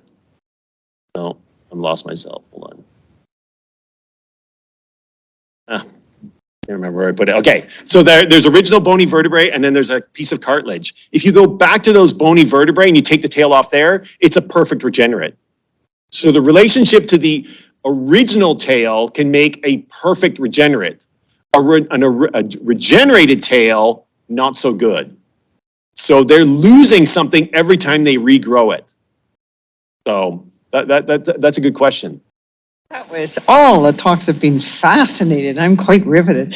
But I'm interested in the ageism. On one species you mentioned that ageism affects it. So there's a capability for the tadpole, but not in the older. Does that apply across different species as well, or is that unique to that one example? Yeah, so are they all influenced by age? And the answer is most appear to be. So if you recall the image of the axolotl, the salamander that had the frilly gills, so that's the adult stage. And as adults, axolotls stay aquatic. But it turns out you can force them to metamorphose. You can give them a thyrox injection and they metamorphose into an animal that actually never exists in the wild, but it looks like a regular salamander. Those forced metamorphoses are really bad at regenerating. If you take a limb off, they always have skeletal defects. So it really suggests that, like other species, that aging actually plays a very important role in how well they regenerate and how rapidly they regenerate. So for our geckos, we know that the young ones will regenerate back very, very quickly, and it looks like a beautiful tail. The older they get, the slower it takes, and a lot of times it will get really rounded, and it'll look more like a head than it looks like they're a push me, pull me sort of thing, like two heads on either side. So it does appear to be strongly influenced by age. So metamorphosis if you're an amphibian, but also as you get older, the regenerative capacity seems to decrease. I can confirm that age has an impact on repair, for sure. And what, Jeff, you used the term silver tsunami. That was awesome. That was pretty interesting, and tsunami is a pretty destructive thing too. So that's the future's not looking bright. Thanks, Matt. That was a fantastic talk. Thank you very much. Last speaker of this morning's research presentation. So Charly McKenna. Charly McKenna is a research manager, and she oversees many of the clinical trials activities here at OVC. And she has put together, if you haven't seen it yet, she's put together a display over there to outline and highlight some of the clinical trials that clinical trials opportunities that are going on and available here. So please check that out. Okay, Charly.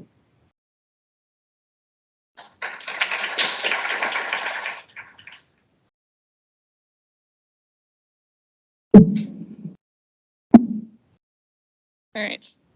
Can you hear me okay? So I will go through this really quickly. I know everyone wants to get to lunch, and it's more of an incentive, if anything else, for you to come see myself and Deirdre over at our clinical trials table after. You can ask all the questions you'd like. We also have a great website, which will be up for you shortly. So I will say, like many others, I'm going to kind of go over the limitations of preclinical models. I have a preclinical background myself, so definitely a big fan of mouse and rat models, but if I'm being perfectly honest, dogs and cats are much more enjoyable to cuddle, at least to me, so I am going to focus on them for the talk. So we know that traditional drug development, and we've talked about this a few times, sorry, oh, there we go, now I can see everything. It sort of acts like a big funnel. So we start out with about 10,000 compounds in the initial basic research phase, and that comes down to one approved drug. And this process takes 11 to 14 years and costs about $2 billion or more, but it doesn't always work. So 94% of cancer therapies, especially developed in mice models, fail when we get to humans. And unfortunately, this happens when a bunch of time, a bunch of money has already been spent.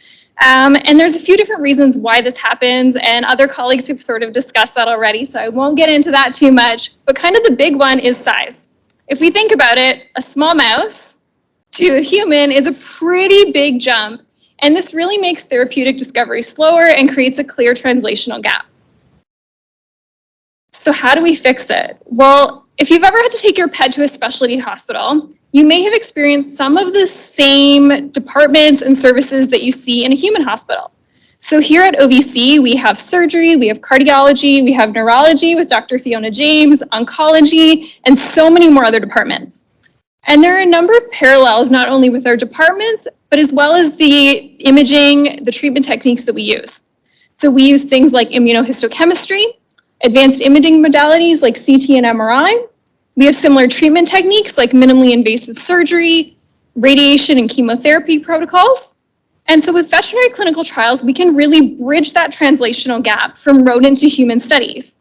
And then when we have interventions that maybe don't show as effective therapies in our companion animals, we can take them back to our preclinical models, refine them, and then reintroduce them into companion animal studies before getting to our human counterparts. As Jim mentioned earlier, at the University of Guelph, we actually have a couple of different cancer therapeutics that have used this translational pipeline, and they've gotten into human studies in under 5 and up to about 9 years is where our current one is. So much faster than that 11 to 14 years on average. So what are companion animal studies? So essentially, there are trials with the research studies with client-owned animals, cats and dogs. And the informed consent process happens with the pet owner. So these studies can be translational with the ultimate goal to advance both animal and human health. And they provide experts in veterinary medicine as well as state-of-the-art diagnostics or treatments that are otherwise available. So benefits, we've talked about this a few times before. There's been lots of slides up here today, but really dogs and cats more accurately mirror the context of human health when it comes to spontaneous diseases. So they share our lives with us. They sleep on our beds. They eat the same food as us. They watch the same TV programs. And really just have so many different similarities of what we have. So because of this, naturally occurring diseases in companion animals present an almost perfect model and really largely untapped for the development of new therapies, which is part of the reason we are all here today. So our OVC clinical trials team is small but mighty. There are so many moving pieces in clinical trials, and our team really works to help support not only the faculty and researchers that do studies, but also to support patients and their families that are enrolled in our studies. So we have myself as a research manager who oversees all of the clinical trials, a technician who works on various studies providing patient care, and then we also have a biobank coordinator. And we do have, as Dr. Wood talked about earlier, there's also some brochures over there on our veterinary biobank for you to take a look at if you have any questions. And that position really organizes samples and collects patient data. And our team is rounded out by graduate students, DVM students, undergraduate students, and we also have a large number of volunteers that all really help to make all of this a possibility. So at any given time, we have about 10 trials going on at least. Right now, we have over 40 studies happening, with the majority being in oncology. And you'll see on our website as well, the link will come up shortly, that most of these are for dogs. What's really interesting in comparative oncology is cats are actually about 10 years behind in terms of the studies that we do and the things that we find out. But we actually have some really exciting studies coming up soon with cats as a comparative model with collaborators in University of Guelph network. So I'm really excited to help us progress the cats maybe to the forefront a little bit more and really change that from 10 years behind to maybe like 9. So each of our studies have specific inclusion criteria, and this really makes sure that obviously the researchers can answer their question, but also that the data that we're collecting, the patients that we enroll in studies, are applicable to a larger population of pets, a larger population of human diseases. And we work with primary veterinarians as well as the clinicians here to find out the best treatment options, including the idea of participating in one of our clinical trials. So here is the link to our website. You can scan the QR code or you can visit it. It may be easier for virtual to scan that code, but I do have some other ones over there. Please don't hesitate. Incentive, come see our display. There's lots of pamphlets, lots of things there.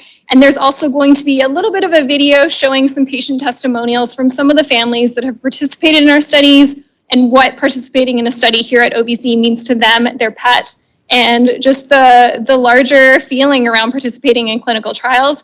I think, if I'm not mistaken, the video will also be playing for the virtual participants. Anya, is that correct? No? Okay, So if you want to see the video and you are visiting us virtually, you can go check out the website. There is a link on there. Scroll down to the bottom of the first page and you can see this amazing video with lots and lots of photos of our patients as well as their family stories.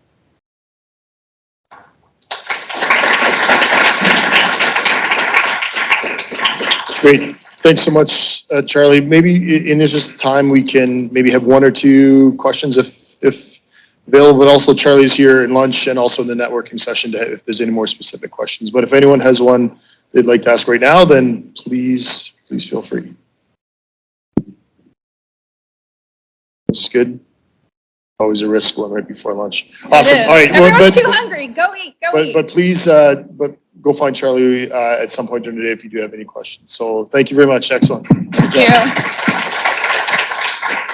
So I'd just like to round out this morning's session by thanking all of our speakers. I think we had some amazing perspectives, a lot of really informative talks about the diverse types of research that's going on here from a translational perspective at University of Guelph, and how the Institute may be able to help facilitate, make connections, and help really mobilize and operationalize some of these therapeutic opportunities. So thank you very much. Thanks for all the questions. It's been a very great dialogue and great discussion periods going on, so thank you for that.